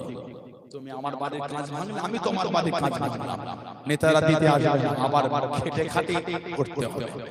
কিজন্য ঝগড়া করে? আপনি পছন্দ করলেন না, না করলেন না, আমার উচিত না আপনাকে বাজে ভাষা আক্রমণ করা। আমি পছন্দ করি, আপনারা উচিত না আমাকে বাজে ভাষা আক্রমণ করা। কথা ঠিক না ভুল বলছি? আল্লাহ আমাদের সমাজে শান্তি দিয়ে দেন, আল্লাহ আমাদের রাজ্যে, আল্লাহ আমাদের দেশে আল্লাহ শান্তি দেন। বলেন না আমিন? জোরে বলেন। এসআইআর হবে, এনআরসি হবে, এনপিআর হবে, সিএ হবে, গোটা ভারতবর্ষের রাষ্ট্রপতি শাসন করে হোক। কি বলে? আমার ভোটে কেন্দ্র সরকার হলো, আপনার ভোটে হলো, ওনার ভোটে হলো। আর এখন গদিতে বসে বলছেন কে ভারতের, কে ভারতের বাইরে এসআইআর হবে, এনপিআর হবে, সব হবে। আবার নতুন করে ডকুমেন্ট সাবমিট করতে হবে। নতুন করে যদি ডকুমেন্ট সাবমিট করে যদি আমার নাগরিকত্ব প্রমাণ দিতে হয়, তা নতুন করে কেন নির্বাচন হবে না? কথা বলছেন ক্ষমতা ফেলে দেন, আমার ভোটার কার্ডটা যদি অবৈধ হয়, এই ভোটার কার্ড দেখে আমি ভোট দিয়েছিলাম, সেই ক্ষমতায় এসেছে। লজ্জা লাগে না? শরম লাগে না? জনগণের ভোট পেয়ে এসি ঘরে গিয়ে আইন তৈরি করতে, ভোটার কোনো বেকার। এত অভদ্র নির্লজ্জিত হয় কি করে মানুষ? আল্লাহ জানেন লোকেদের হাত থেকে ভারতবর্ষকে আল্লাহ হেফাজত করে। বলুন আমিন, বলুন আল্লাহ। অবশ্যই আমরা চাই আমার দেশে যারা অবৈধ তাদের করে চিহ্নিত করা, এটা আমরাও চাই। সানাউল্লাহ সিদ্দিকীর কাগজ দেখতে এসো না, আমার পরম্পরা কাগজে চাপা পড়ে যাবে, তোমার কাগজ দিতে পারবে না। সব জায়গায় ঘাটাতে হয় না, সব জায়গায় ঘাটানো লাগে না, খাতার কিস্তা শেষ হয়ে যায়। সানাউল্লাহ সিদ্দিকীর কাগজ তখনও চলতে আছে, সব জায়গায় ঘাটাতে হয় না। যা ভাবছো তা না, এটা দেখে এটা থেকে ভাবো না অন্য দেশ থেকে উড়ে এসেছে। শিকড়টা অনেক নিচু পর্যন্ত আছে, শিকড় অনেক নিচু পর্যন্ত আছে। আল্লাহ পাক আমাদের সমাজে শান্তি দান, বলুন আল্লাহুম্মা আমিন, বলেন আল্লাহুম্মা। হযরত আব্দুল মুত্তালিব zamzam পেলে, zamzam পে ওনার ওয়াদা অনুযায়ী 10টা ছেলের নাম লিখলেন, লটারি তুললেন, লটারিতে নাম হলো হযরত খাজা আব্দুল্লাহ নবীর আব্বার নাম। আহা, হুজুরের দাদু চিন্তিত, আল্লাহ যাকে বেশি ভালোবাসে তার নামটাই উঠলো। আবার লটারি করলেন, 100 উট লিখলেন, লিখে লিখের মধ্যে লটারি করলেন, আর হুজুরের আব্বার নাম উঠলো না, 100 উট উঠলো। ওই 100 উটকে উনি কুরবানি করে দিলেন। বলুন সুবহানাল্লাহ। হুজুরের আব্বা বড় বলে দুনিয়ায় আসবে। আল্লাহ আমাদের হুজুরকে নূর করেছে, জোরে বলে, আর জোরে বলা গেল না। আমাদের সমাজের কিছু ভাইগুলো মানে না,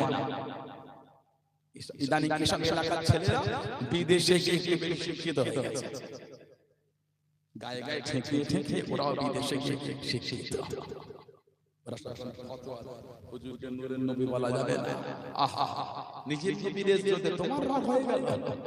আল্লাহ আমাদের হুজুরকে নূর করেছে, জোরে বলো, সিরাজান মুনীরা, আয় আমার জ্বলন্ত প্রদীপ, জোরে বলো, আর একটু জোরে বলা গেল না। অষ্টম হিজরিতে ফাতেমা হয়ে গেল।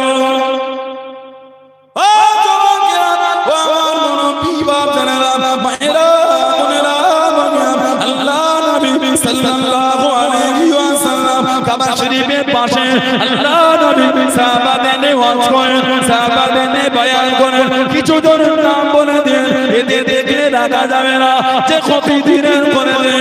তার মধ্যে একটা নাম ছিল হযরত কাব বিন সুহাইল রাদিয়াল্লাহু তাআলা আনহু। আল্লাহ নবী সাল্লাল্লাহু আলাইহি ওয়াসাল্লামের কাছে চাদর খানা জড়িয়ে আল্লাহ নবী সাহাবাদের মধ্যে বসে গিয়ে আস্তে আস্তে জানিয়ে দেন, আস্তে আস্তে শুনিয়ে দেন, আল্লাহ পাকের নবী হুজুর আপনি মাফ করুন, উস্তাগিটা ক্ষমা করুন। ওই ব্যক্তি যদি মাফ চায় আপনি কি মাফ করে দেবেন, আপনি কি ক্ষমা করে দেবেন? আল্লাহ নবী সাল্লাল্লাহু আলাইহি ওয়াসাল্লাম মুচকে মুচকে হেসে জানিয়ে দেন, ও বাবা কাবে জয়ের এসে যখন বলছো লুকিয়ে লুকিয়ে না, আমি নবী আমার সামনে চলে আসো, আমার কাছেতে চলে আসো। আল্লাহ নবী সাল্লাল্লাহু আলাইহি ওয়াসাল্লামের কাছে গিয়ে দাঁড়িয়ে গেলেন। আল্লাহ নবী নূরের কাঁধখানা ধরে ঈমানের কালেমা পড়ে মুসলমান হয়ে গেলেন। জোরে বলুন সুবহানাল্লাহ, আর একটু জোরে বলুন সুবহানাল্লাহ। আল্লাহ নবীর সামনে বসে গেলেন, আল্লাহ নবীর কাছে গিয়ে বসে কিছুক্ষণ পরে জানিয়ে দেন, ইয়া রাসূলুল্লাহ হাবিবাল্লাহ, ইয়া রাসূলুল্লাহ হাবিবাল্লাহ, আল্লাহ পাকের নবী সারা জীবন আপনার বিরুদ্ধে কবিতা বলেছি, আপনার বিরুদ্ধে কবিতা শুনিয়েছি, সুযোগ যদি করে দেন, সুযোগ যদি দিয়ে দেন, আজকে আপনাকে এনে কবিতা বলো।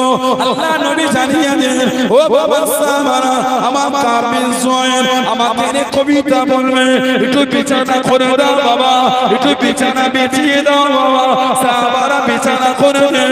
আল্লাহ নবী সাল্লাল্লাহু আলাইহি ওয়াসাল্লামের সামনে দাঁড়িয়ে দাঁড়িয়ে কবিতা বলতে বলতে, কবিতা পড়তে পড়তে হুজুর আমার জানিয়ে দেন, ইয়া রাসূলুল্লাহ হাবিবাল্লাহ, আল্লাহ পাকের নবী সাল্লাল্লাহু আলাইহি ওয়াসাল্লাম বেয়াদবিটা মাফ করুন, গুস্তাখিটা ক্ষমা করুন। ইন্না রাসূলাল্লাহ নূরুন, ইয়া রাসূলুল্লাহ অবশ্যই আপনি হলেন নূর। জোরে বলুন সুবহান, আর একটু জোরে বলুন সুবহান।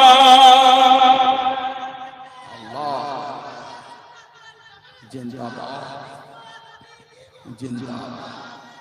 আল্লাহ হুজুরে সামনে দাঁড়িয়ে বলছে ইন্না রাসূলুল্লাহ নূরুন। হুজুর অবশ্যই আপনি নূর। জোরে বলুন ইস্তাদউ বিহি, যাতে আলোটা গ্রহণ করা হয়। আমাদের হুজুর এত খুশি হয়েছে, চাদর শরীফটা নূরের বাদান শরীফ থেকে খুলে হুজুর ওনাকে ছুঁড়ে দিয়েছিলেন। বলুন না সুবহানাল্লাহ।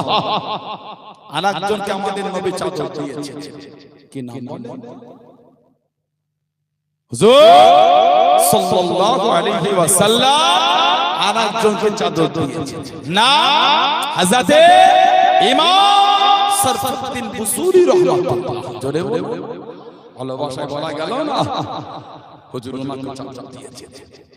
উনি একজন কবি ছিলেন, বড় শিক্ষিত মানব ইমাম সরফুদ্দীন বুসুরি রাহমাতুল্লাহ। ওনার মাজারটা হলো মিশরের কায়রো শহর থেকে আরো কিছুটা যেতে হবে আলেকজান্দ্রিয়া।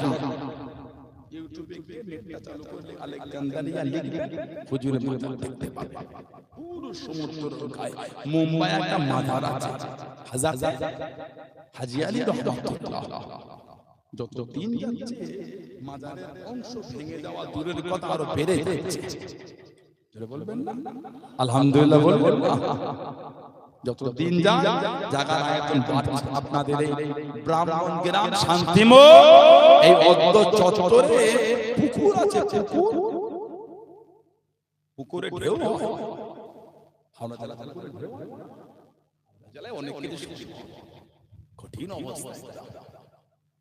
রাত ৮টার সময় এখানে ছেলেটা ঘুম থেকে উঠে গিয়ে ছেড়ে পাঞ্জাব চা খেতে চলে যায়।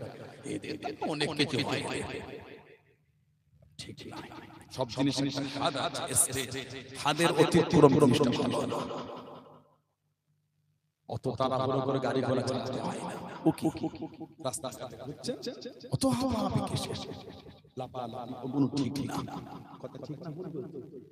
আল্লাহ কত অ্যাক্সিডেন্ট হচ্ছে, সতর্ক হও, অত হাওয়া হবে কিসে? হযরতে হাজী আলী হুজুর রাহমাতুল্লাহ যত দিন যাচ্ছে জায়গার আয়তন বেড়ে যাচ্ছে, ঢেউ কিন্তু 24 ঘন্টা লাগে। সুবহানাল্লাহ, নারে তাকবীর, নারে তাকবীর।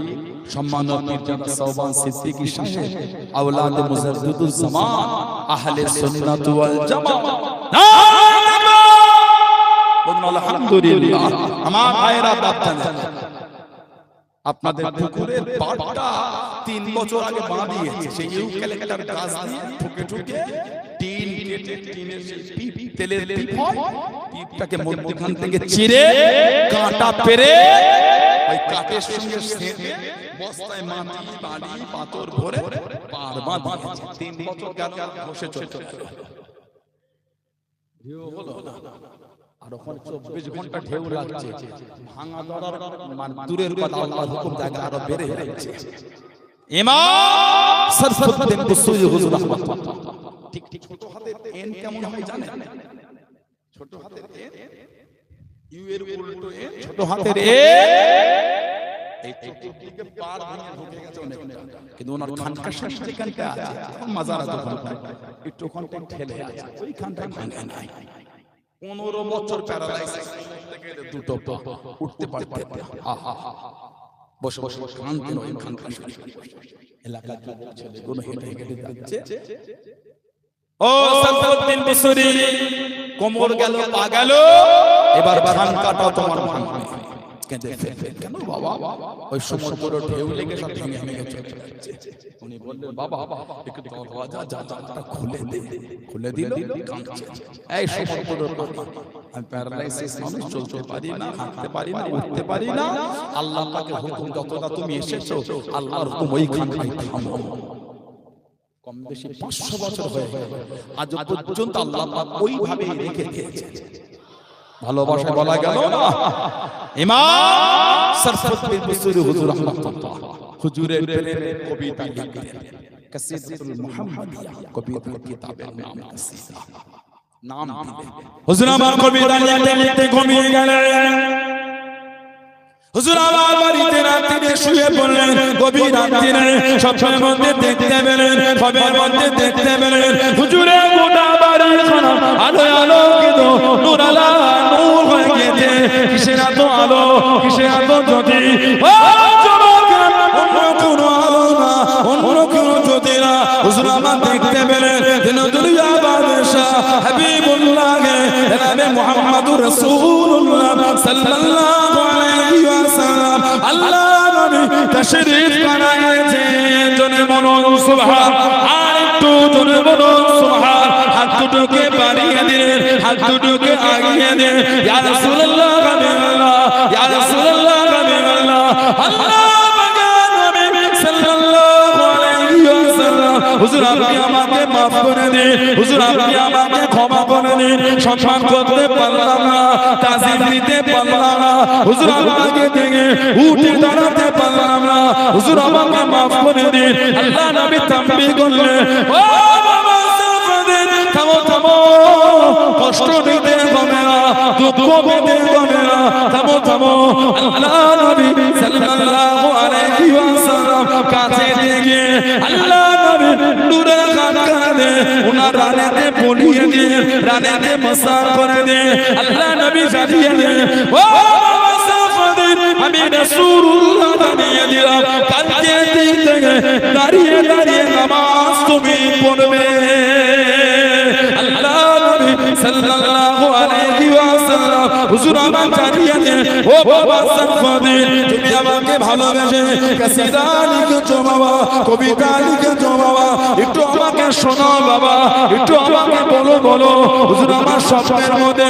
কবিতা শুরু করে দেন কবিতা বলতে লাগলেন আল্লাহ নবী এত খুশি হয়ে গেলেন আল্লাহ নবী সাল্লাল্লাহু আলাইহি ওয়াসাল্লাম নূরের বাদান শরীফ থেকে চাদর খানালে ওনার গায়ে বিছিয়ে দিলেন জনে বলুন সুবহান আর একটু জনে বলুন সুবহান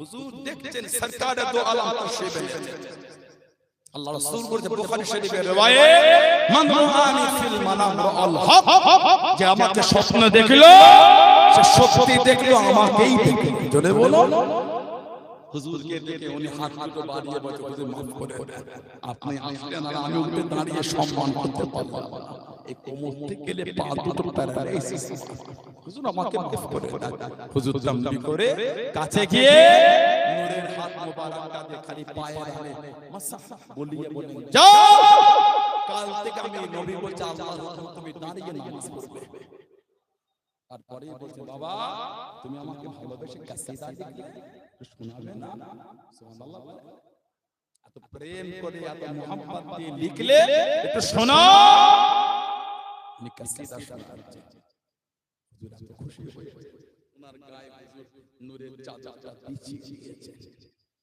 হযরত শাহ ওলিউল্লাহ মুহাদ্দিস দেলেবি রাহমাতুল্লাহ আলাইহি ওনার আব্বা ছিলেন শাহ আব্দুর রহিম মুহাদ্দিস ফুরুজুল হারামাইন বলে কিতাব লিখেছে সহ বিভিন্ন কিতাব এসেছে প্রতি বছর বাড়িতে মাহফিল করতে এক বছর টাকা কম ছিল চানা ছোলা দিয়ে বেটে দিয়ে মনটা খারাপ হুজুরের মাহফিল করলাম লোকটা ঠিক মতো খাওয়া করতে না লোকগুলো ভালোবাসা হলো মেহমানদারি করতে পারলো না ঘুমিয়ে আছে রাত্রিরে দেখছে সরকারে তো আলাম সাল্লাল্লাহু আলাইহি ওয়াসাল্লাম আল্লাহ হুকুম দিদার হয়ে গেছে হুজুর বলছে এই আব্দুর রহিম মন খারাপ ওনার মাথায় হুজুর হাত বুলিয়ে দিয়েছেন বলে মন খারাপ কষ্ট নিও না তোমার এই মাহফিল আল্লাহর দরবারে কবুল হয়ে গেছে আর তুমি যে তাবাররুক ছোলা চানা দিয়েছো ওটা আল্লাহর হুকুম আমার কাছে পৌঁছে গিয়েছে এরে বলবেন না এখান থেকে হয়েছে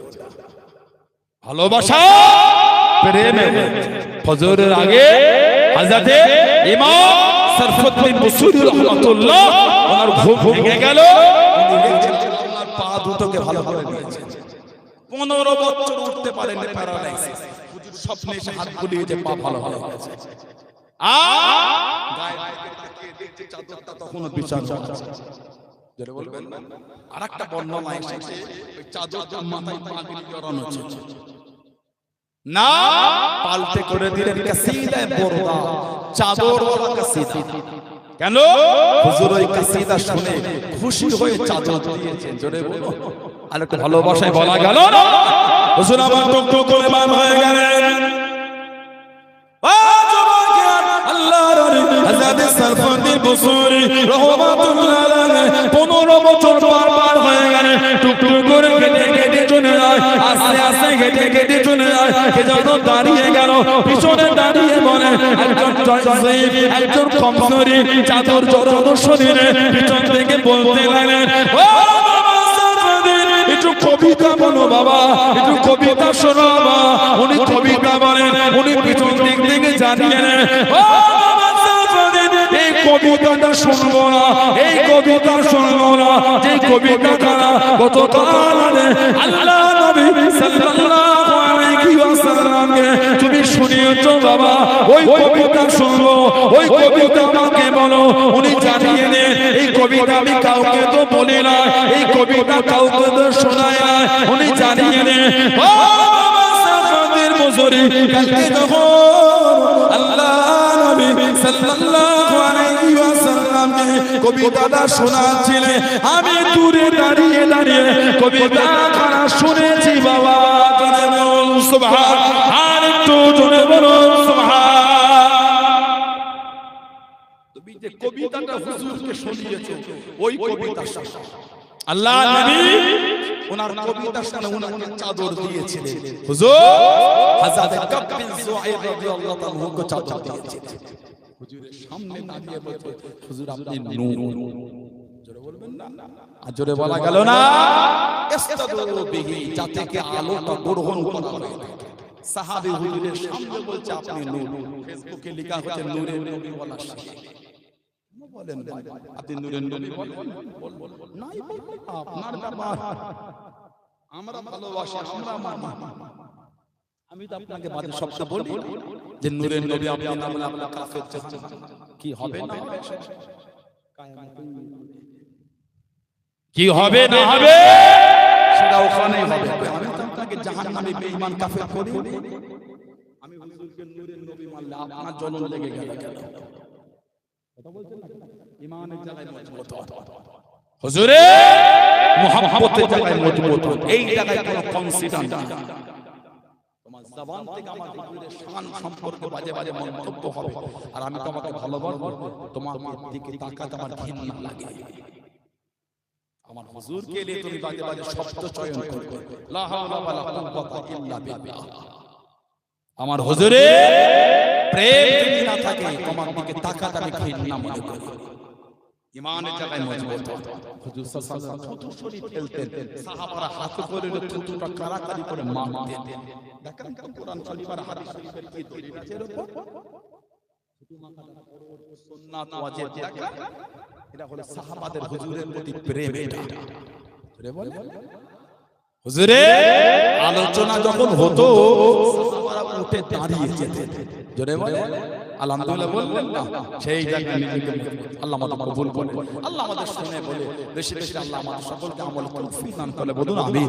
জোরে বলেন আমিন, জোরে বলেন আল্লাহুম্মা আমিন। একটু ভালোবাসায় দরুদ শরীফ আল্লাহুম্মা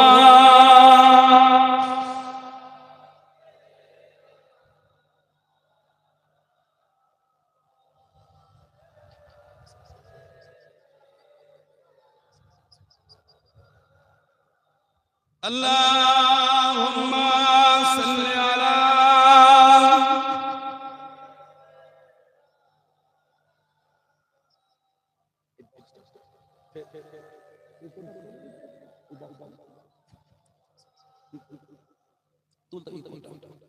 Ya Rasulullah Ya Habiballah Ya Rasulullah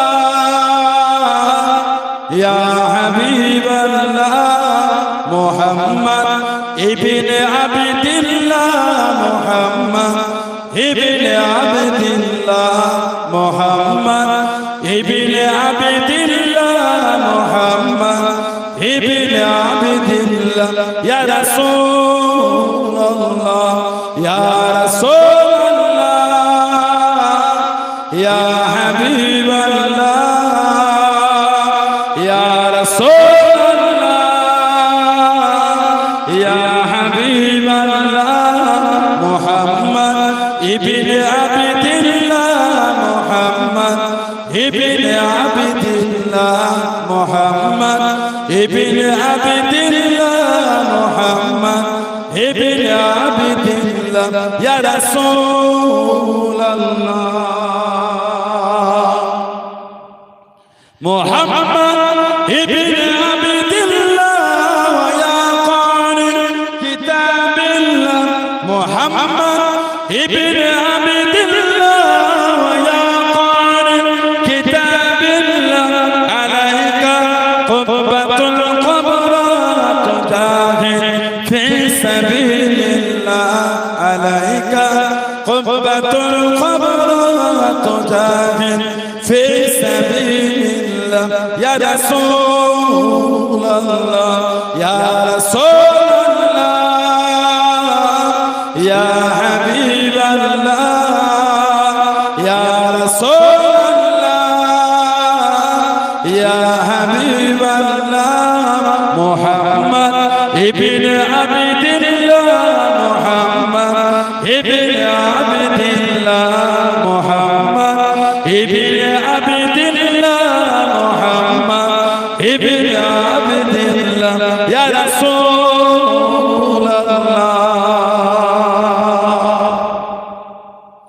Muhammad قال يا ربي سؤال أمتي بعد محمد قال يا ربي سؤال أمتي بعد وسائل أمنا ذنبي وغفرت ذنوب الله وسائل أمنا ذنبي وغفرت ذنوب الله يا رسول الله يا رسول الله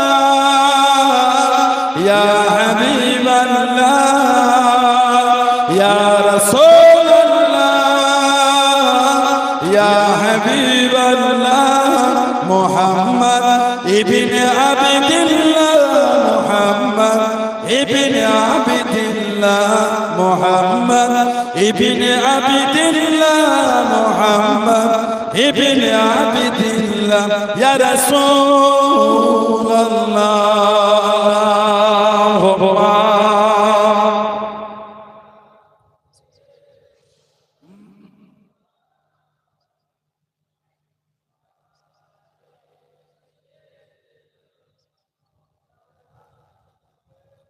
আমার ভাইরা বাপজানেরা ছেলেরা যুবকেরা মুরব্বিরা মায়েরা বোনেরা মেয়েরা মহিলারা ভালো হন শরীয়তের মধ্যে আসেন মরো আমার আপনার হবে কবরে আমি আপনি যাবই পালাবার কোনো রাস্তা এই তো এই নিজাম কতদিন হলো চলে গেল চলে গেল কতদিন হলো অল্প বয়স 20-22 বছর বয়স একজন মহিলা অসুস্থ হয়ে গেলে বিয়ের কথাও হয়ে গেছে বিয়ে কথা আল্লাহ কি রোগ হয়ে গেল ভর্তি হলো শরীর ফুলে যাচ্ছে কদিন পরে ইন্তেকাল হয়ে গেল ওনার আম্মা ওই কুয়ে আল্লাহ কবরটা জান্নাতের টুকরা করে দেব মরণের কোনো বয়স আল্লাহ ওকে দুশমনকে আল্লাহ হেফাজত করবে বলুন আমিন দুশমনের জন্য ভালো দোয়া চাই সে আমাকে গালি দিক সে আমাকে বাজে বলুক তার আর আমার সাথে পার্থক্য কি হলো যদি আমি তাকে বাজে কথা বলি ঠিক না তাহলে আমরা জীবনটাকে রাসূলের আদর্শে সাজালাম কি করে যদি ওর মতন আমি আমাকে গালি দিই এটাই তো তার সাথে আমাদের পার্থক্য সুবহানাল্লাহ না আপনি গালি দিলেন আপনার রুচি আমি দিলাম আমি কেন আমি যে হুজুরের আদর্শ সুবহানাল্লাহ আমার ভাইরা বাচ্চা মৃত্যুর কোনো বয়স আল্লাহ না করুক কোনদিন ফুল বাগান বাচ্চাদের শিশু হসপিটাল যেটা আছে ফুল বাগান গিয়ে দেখবে বুকটা ফেটে যায় কলকাতা ফুলবাগান বুকটা ফেটে যাবে। কোন বাচ্চার আঙুলগুলি এখনো হয়নি, কাঁচের ঘরে রেখে দিয়েছে। কোন বাচ্চার দাঁতটা নাই, কান মুখটা একটুখানি পারা আছে, মুখটা এখন অসম্পূর্ণ অবস্থায় আছে। ওই মেডিসিন দিয়ে হতে পারে 5 মাস 3 দিন 2 মাস রাখতে হবে। ঠিক না ভুল বলছি? গিয়ে দেখবে বুকটা ফেটে যাবে। আল্লাহ আমাদের কত সুন্দর করেছেন, আলহামদুলিল্লাহ বলে। উঠতে বসতে ঘুরতে ফিরতে সবসময় আল্লাহর প্রশংসা করবে। ভাঙা পাড়া ঘর দেখলে কত লোকের ঘরটাও না, একতলা দেখেছে কতজনের ওটাও দুতলা করে 3 তলা আশা করলেন, পিছন দিকে দেখে কতজনের একতলা আছে, উপর থেকে পানি রসে রসে পড়ে, ঠিক করার পয়সা। ঠিক না ভুল বলবো? একটা এসি লাগিয়ে 3টে এসির জন্য পাগল হয়ে যাবে। আমি লাগাতে মানা করি, ভুল ভুলটা করবে। আল্লাহর রাসূল বলে যে অত দুনিয়া আছে রাখছেন কেন? আল্লাহর রাসূলকে তো নিজের অন্তরের মধ্যে একটু জায়গা দেয়। আপনার দোকানে খরিদ্দারের লাইন করে গেল, কে পাঠালো? আপনার দোকানে খরিদ্দারের লাইন কে পাঠালো? দুনিয়ার কেউ নয়, আল্লাহ পাঠিয়েছে। আল্লাহ ভালোবেসে খরিদ্দারের লাইন লাগিয়ে দিলেন, আল্লাহ ভালোবেসে আপনার ব্যবসাকে বড় করে দিলেন, আল্লাহ ভালোবেসে আপনার রিজিকে এত বরকত দিলেন। আল্লাহর ইবাদত কি করেছে? নিজেকে ঘৃণা লাগে, আমি এত নিকৃষ্ট জায়গায় চলে যাচ্ছি, আমি এত নোংরা, আমি এত অধম। আল্লাহ ভালোবেসে আমাকে এত মাল সম্পদ টাকা পয়সা দিলেন, ফজরের নামাজটা জীবনে পড়লাম না। আমার দোকানে পা রাখার জায়গা হয় না মালের জন্য, কাস্টমারের এত চাপ। আল্লাহ ভালোবেসে বরকত দিলেন। ও চুচু ফজরের নামাজ পড়লে না, যোহর পড়লে না, আসর পড়লে না, মাগরিব পড়লে না, ঈশা পড়লে না, লজ্জা লাগে না? যিনি ভালোবেসে দিলেন তানা মত করতে মন চাই না। ভালো মৃত্যুর কোনো বয়স, মরণের কোনো বয়স না। কে যখন চলে যাবে আল্লাহ পাক তিনি ভালো জানেন। আল্লাহ মাফ করেন। কঠিন কঠিন রোগে মানুষ আক্রান্ত হয়ে যাচ্ছে, মানুষের ঘরে ঘরে ক্যান্সার হয়ে যাচ্ছে। ঠিক না বলুন? শরীরে কি আছে? আল্লাহ সকলকে সুস্থ রাখেন, বলুন আমিন, বলুন আল্লাহুম্মা আমিন। আল্লাহ আমাদের আব্বা আম্মা দাদু দাদি আহলিয়া আলা আত্মীয় স্বজন আল্লাহ সকলকে সুস্থ রাখে, বলুন না আমিন। আমাদের কত আত্মীয় স্বজনরা অসুস্থ হয়ে যাচ্ছে, হসপিটালে পড়ে আছে, নার্সিং হোমে পড়ে আছে, কঠিন কঠিন রোগে আক্রান্ত হয়েছে। কতজনের এত কঠিন রোগ হয়েছে জবানে বলার মতো না, জবানে বলার মতো। কদিন আগে আমার বাড়িতে একটা যুবক ছেলে মুখে এই পাটটার চামড়াটা না, সব সময় মাস্ক লাগিয়ে ঘুরছে, জ্বর করে যুবক ছেলে শুধু বলবো সাথে খুন খালি একবার আলছা খুলে দেখেছে, বুকটা আমার কেঁপে উঠেছে। যুবক গালের এইখানটায় কিছু নাই, দাঁতটা দেখা যাচ্ছে, ওখানকার চামড়াটা কেটেছে, কেটে অন্য জায়গায় লাগিয়েছে। ভেবে দেখেন তো, আল্লাহ কিন্তু আপনাকে ওই রোগটা দেয় নাই। কতজনের একটা পা নাই, আল্লাহ কিন্তু আমাদের সুস্থ রেখেছে। কতজনের একটা হাত নাই, আল্লাহ আমাদের সুস্থ রেখেছে। কতজনের দুটো হাতই নাই, আল্লাহ আমাদের সুস্থ রেখেছে। কতজনের দুটো পাই নাই, কতজনের খাবারটা খেতে গেলে অন্যের সাহায্য ছাড়া খেতে পারে না। হয়তো মফিজুল বসে আছে আমার ভাইটা, এই ভেতরটাই ভাই মফিজুল, ওর একটা ভাই আছে, দেখলে মনটা কাঁদে। আল্লাহ আপনাদের সবর ভালো, সবর তার বলুন আমি আল্লাহর সৃষ্টি কে দিয়ে কে দিল পরিবর্তন কত হিমামতি ভালো জিনিস না, অত লাপালাপের কে দুনিয়া করতে করতে আল্লাহ আল্লাহ রাসূল বলে যাচ্ছে যে আমাদের ইনকামটা আমাদের আল্লাহ আল্লাহ রাসূল থেকে দূরে সরিয়ে দেয়, ওই ইনকামটা হলো হারাম। চাকরি করতে গিয়ে ব্যবসা করতে গিয়ে নামাজ ছেড়ে দিলেন, রোজা ছেড়ে দিলেন, জিকির আজকার ছেড়ে দিলেন, ইবাদত ইনকামের জন্য ইবাদত, ওই ইনকামটা আল্লাহ শরীয়তে হারাম হতো। কিসের ইনকাম করেছে করতে ভুলে যাচ্ছে। ওই ইনকাম হারামটা, যেই মাল আপনাকে আমাকে আল্লাহ আল্লাহ রাসূল থেকে দূরে সরিয়ে দেবে, যার মানে ওই মাল কিয়ামত আপনাকে আমাকে জাহান্নামে ঠেলে দেবে। আল্লাহ আমাদের মাফ করে দাও, বলেন আমিন। আল্লাহ তুমি এত অর্থ দিও না যে অর্থ দিলে তোমাকে ভুলে যাবে। আল্লাহ তুমি আমাদের করে কতটাই দাও, যতটা দিলে আল্লাহ তোমার দরবারে মাথা নত করতে পারবে। বলেন আল্লাহুম্মা আমিন, বলেন আল্লাহুম্মা আমিন, বলেন আল্লাহুম্মা আল্লাহ তুমি আমাদের অত অর্থ দিও আল্লাহ, তোমার কাফেল বান্দা বান্দীদের দলে ছেড়ে দিও না আল্লাহ। তুমি অত টাকা দিয়ে আল্লাহ তোমার জাহান্নামী বান্দা বান্দীদের খাতায় আমাদের নামটা লিখে দিও আল্লাহ।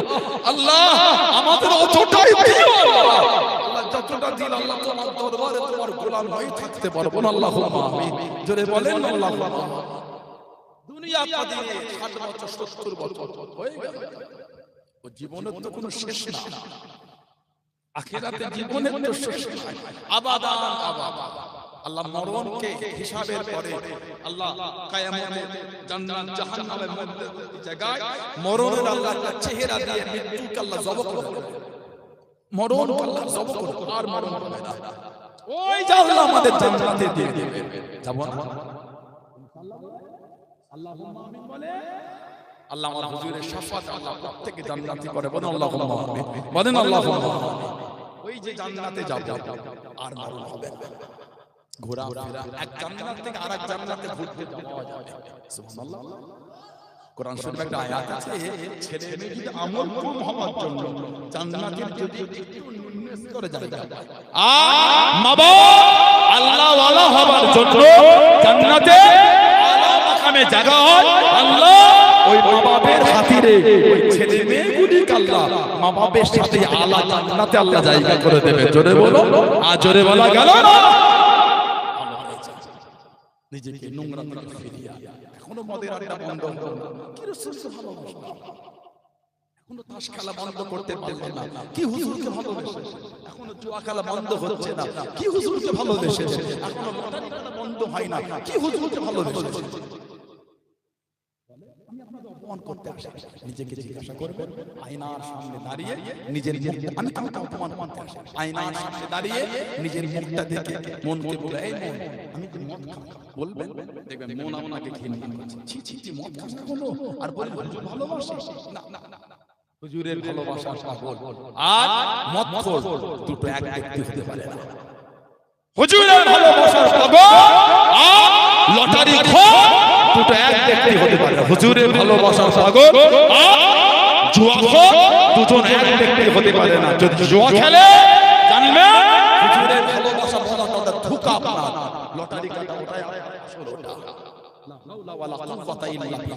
কেমন হুজুর ভালোবেসেছে, হুজুরের ভালোবাসাকে ধোঁকা দিয়ে মদের আড্ডায় বসে গেলে হুজুরের ভালোবাসা আপনাকে আটকাতে পারলো না, ঠিক না? কেমন ভালোবাসলে মদের আড্ডায় হুজুরের ভালোবাসা বাধা দিতে পারলো না, আর নিশ্চয় ভালোবাসা কমই হয়েছে। মদ খেতে যেয়ে তো হুজুরের ভালোবাসাকে ঠিক সাইড কাটিয়ে দিলে, লটারি কাটতে গিয়ে ঠিক হুজুরের ভালোবাসাকে সাইড কাটিয়ে দিলে, তার মানে আল্লাহ আল্লাহ রাসূলের প্রেম আমাদের অন্তরে কম হয়ে গেছে, মজবুত হয়েছে। নামাজ আল্লাহ রাসূল বলেছেন as-সালাতু ইমাদুদ্দিন, নামাজটা হলো দ্বীনের খুঁটি। জোরে বল।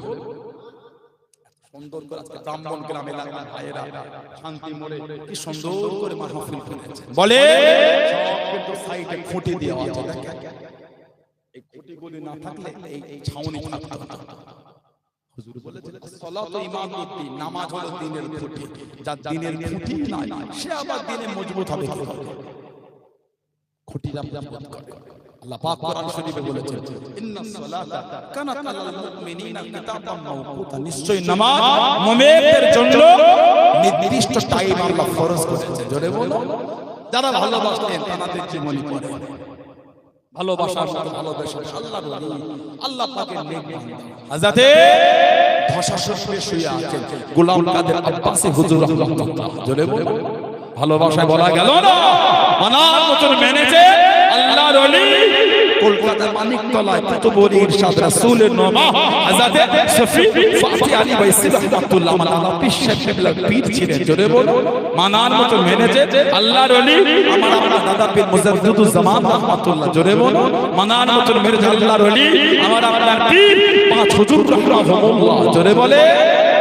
পাঁচ হুজুর রাহমাতুল্লাহ। মানা মুসলমান আল্লাহ ওলিরা মেনেছে আলা হযরত দাদোজা জুলফিকার আলী সিদ্দিকী ছোট হুজুর রহমাতুল্লাহ এই নামটা কিন্তু এলাকায় যেমন পুরাতন হুজুরও তেমন পুরাতন চোখে আজও সে দিল ভাসছে আজও মুরিদদের কানে সেই হুজুরের জবানে কথা ভাসছে इश्क का क्या मजा है किसी आशिक से पूछना चाहता इश्क महबूब खुदा जिस दिल में हासिल नहीं लाखों मोमिन हो मगर ईमान में कम छोटो कुछ কেন রফিক দাও না টাকা কি কসুর করেছে তোমারই ওই ইশকের মালা গলে দিয়া সাল্লু আলা তোমারই ইশকে এমনি জ্বালা কি কবু মদিনা ওয়ালা জোরে বলে ভালোবাসায় বলা গেল না আল্লাহর ওলি ধন খোদা জঙ্গলে চলে যেতে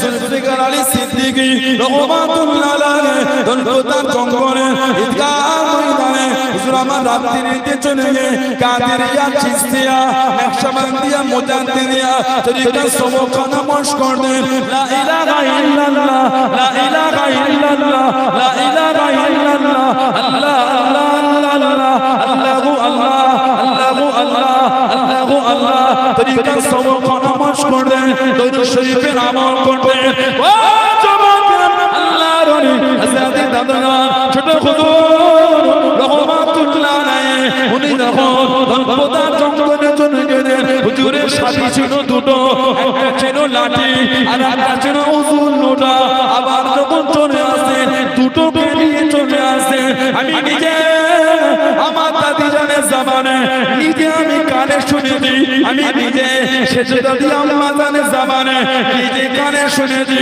তো দাদা তখন ওই গভীর রাত্রিরে ধনপদার জঙ্গল থেকে জিকির আজকার খানা করে যখন বাড়িতে চলে আসতো গভীর রাত্রিরে যখন ফিরে আসতো তো দাদা রহমাতুল্লাহ আলাইহি শরীরে পশম মরে তখন সোজা হয়ে থাকতো কাঁধটাকে বাড়িয়ে এনে পশমের গোড়া দিয়ে তখন পর্যন্ত আল্লাহ আল্লাহ আল্লাহ আল্লাহ আল্লাহ আল্লাহ এই জিকিরের শব্দ করা তখন পর্যন্ত নিজে কানে শুনেছি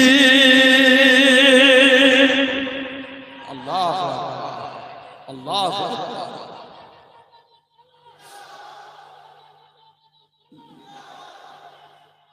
জিন্দাবাদ বলেন আলহামদুলিল্লাহ আল্লাহ হযরতে ছোট হুজুর আমার মাওলা কসমের গোড়া থেকে আল্লাহ আল্লাহ জিকির সুলতান বাজকার জানা তরিকা মশকান তানারা জানে ওজিফা যারা করে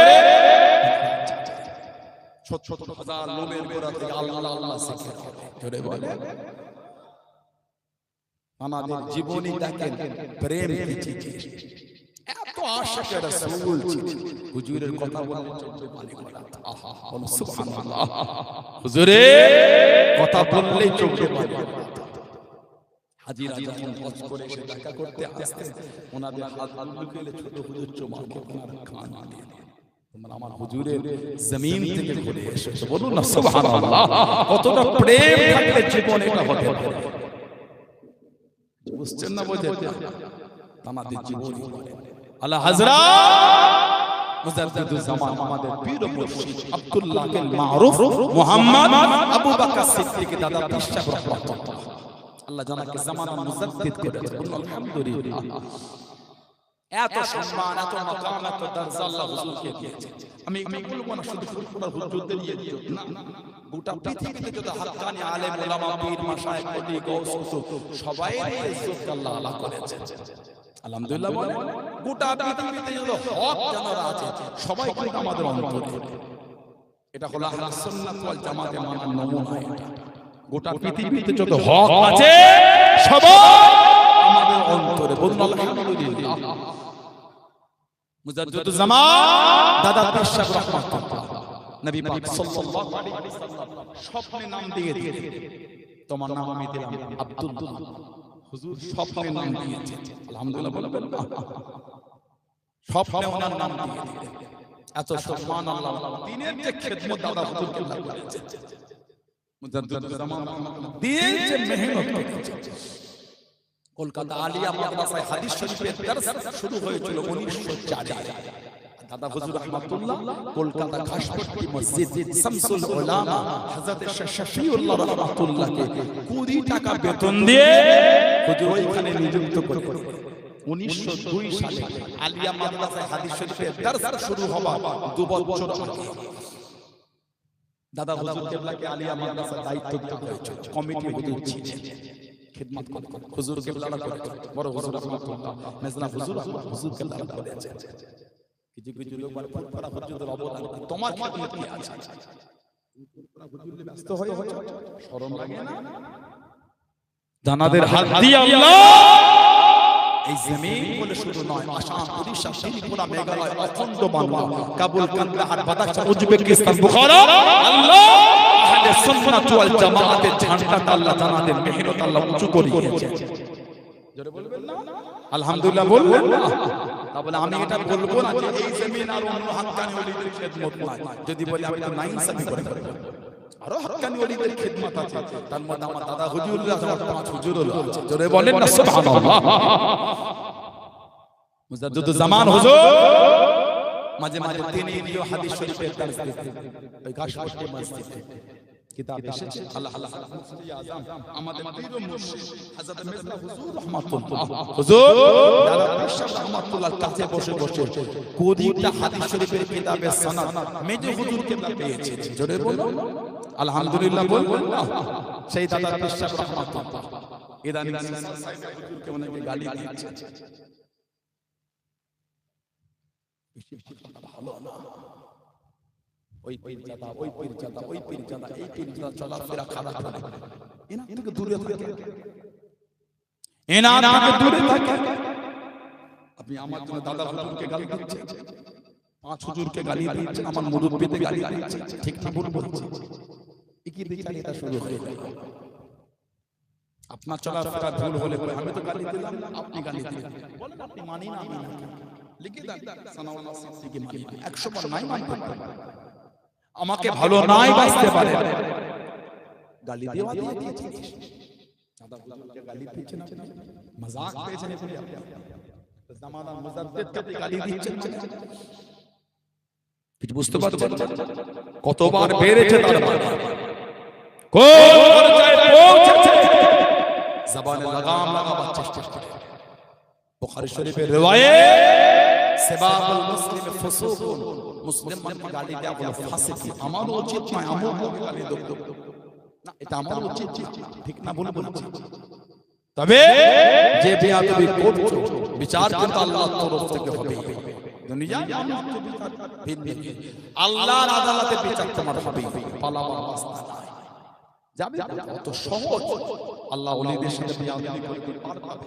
বুখারী শরীফের হাদিস নাউজুবিল্লাহ হাদিসে কুদসি মিথ্যা হয়ে যাবে না, না হাদিসে কুদসি মিথ্যা না, আল্লাহর তরফ থেকে তোমার বিচার কত সহজ, দুনিয়াতে বিচার হবে, আল্লাহ তোমার বিচারটা দুনিয়াতেই করবে। বলুন ইনশাআল্লাহ, বলেন ইনশাআল্লাহ, বলেন আল্লাহ। আমার ভাইয়েরা, বাচ্চারা, ছেলেরা, যুবকেরা, মুরব্বিরা, মুজাদ্দিদুজ জামানের খিদমত কত ছোট। কলকাতা একটা অধিবেশন হয়েছিল, জামিয়াতে উলামায়ে হিন্দ, জামিয়াতে উলামায়ে হিন্দ সপ্তম অধিবেশন হয়েছিল কলকাতা। জামিয়াতের সপ্তম অধিবেশন মুজাদ্দিদুজ জামান রাহমাতুল্লাহ আলাইহি তিনি ছিলেন 1926 সালে 27 ফাল্গুন থেকে 30 ফাল্গুন, এই 4 দিন 1926 হয়েছে। দাদা আগে জামিয়াতুল উলামায়ে হিন্দ ছিলেন সভাপতি, কোন কারণে হুজুর ছেড়ে দিয়েছে, সেদিকে আমি অনেক লম্বা ইতিহাস, ফুকরে চলে গেলে হবে না, বুঝিয়ে না দিলে আবার তবে জানবে ফুরফুরা শরীফের দরবার থেকে তো রাজনীতির দরবার নয়।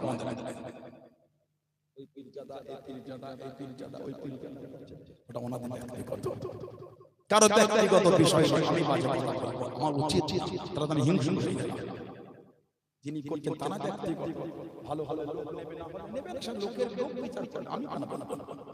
কোন কোন লোককে পীরজাদাকে ছোট করেছে, আল্লাহকে সাক্ষী রেখে বলবে আমি কারো বিরোধী করেছি, এটা আমার উচিত। কেন বিরোধী করব?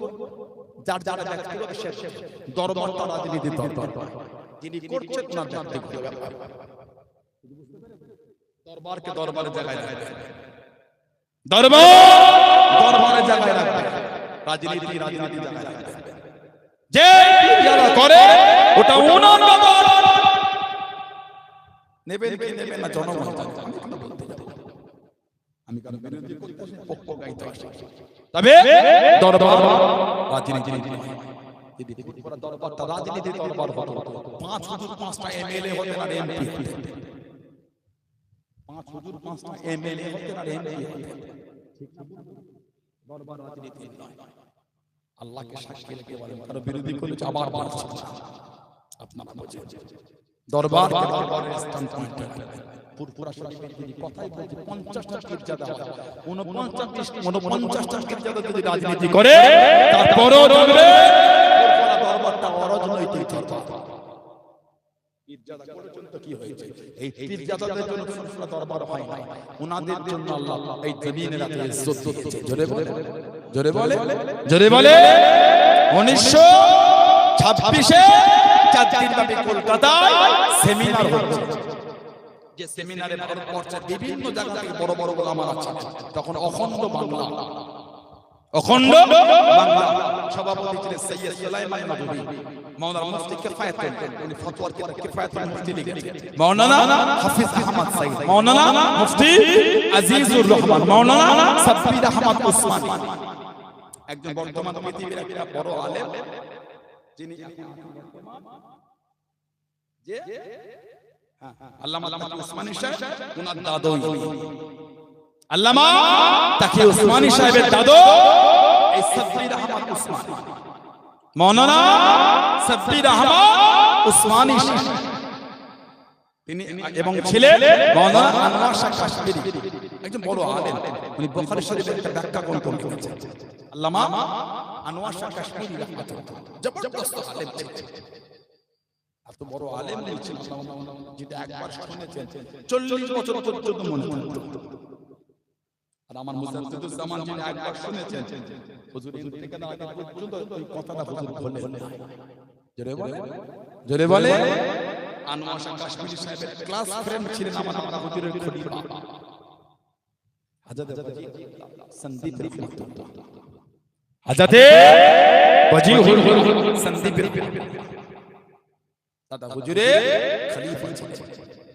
সমুদ্র দ্বীপে ওনার বাড়ি ছিল,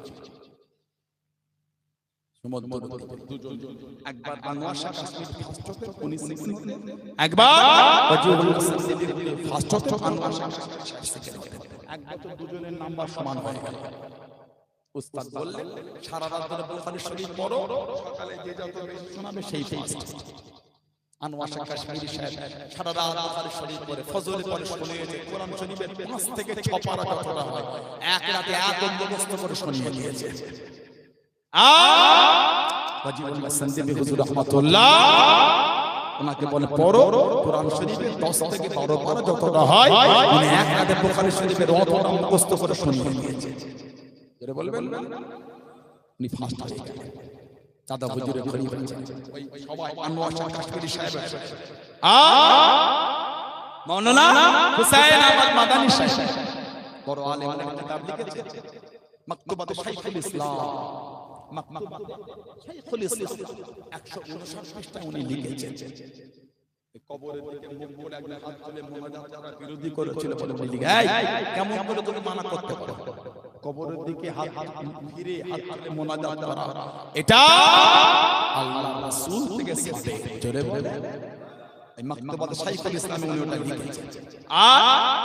ওই মাহফিলে ছিলেন পেশওয়ারের মুফতি আব্দুর রহিম, অমৃতসরের মাওলানা সানাউল্লাহ, লুধিয়ানার মাওলানা দাউদ গজনবী, বিহারের মাওলানা সাজ্জাদ হোসেন বিহারী, জনপুরের মাওলানা আবু বকর রাহিমাহুল্লাহ প্রমুখ। এই সভাকে সাফল্যমণ্ডিত করতে অভিভক্ত বঙ্গে সভাপতি অভ্যর্থনা কমিটির চেয়ারম্যান শাহ আবু বকর সিদ্দিক রহমাতুল্লাহ ভূমিকা ছিল সবথেকে গুরুত্বপূর্ণ। জোরে বলে, আর জোরে বলা গেল 800 বছরের ইতিহাস পূর্ব ভারতে মুজাদ্দিদুল জামানের মতো দ্বিতীয় কোন আলেম তৈরি হয়নি। জোরে বলো, আর একটু জোরে বলা গেল।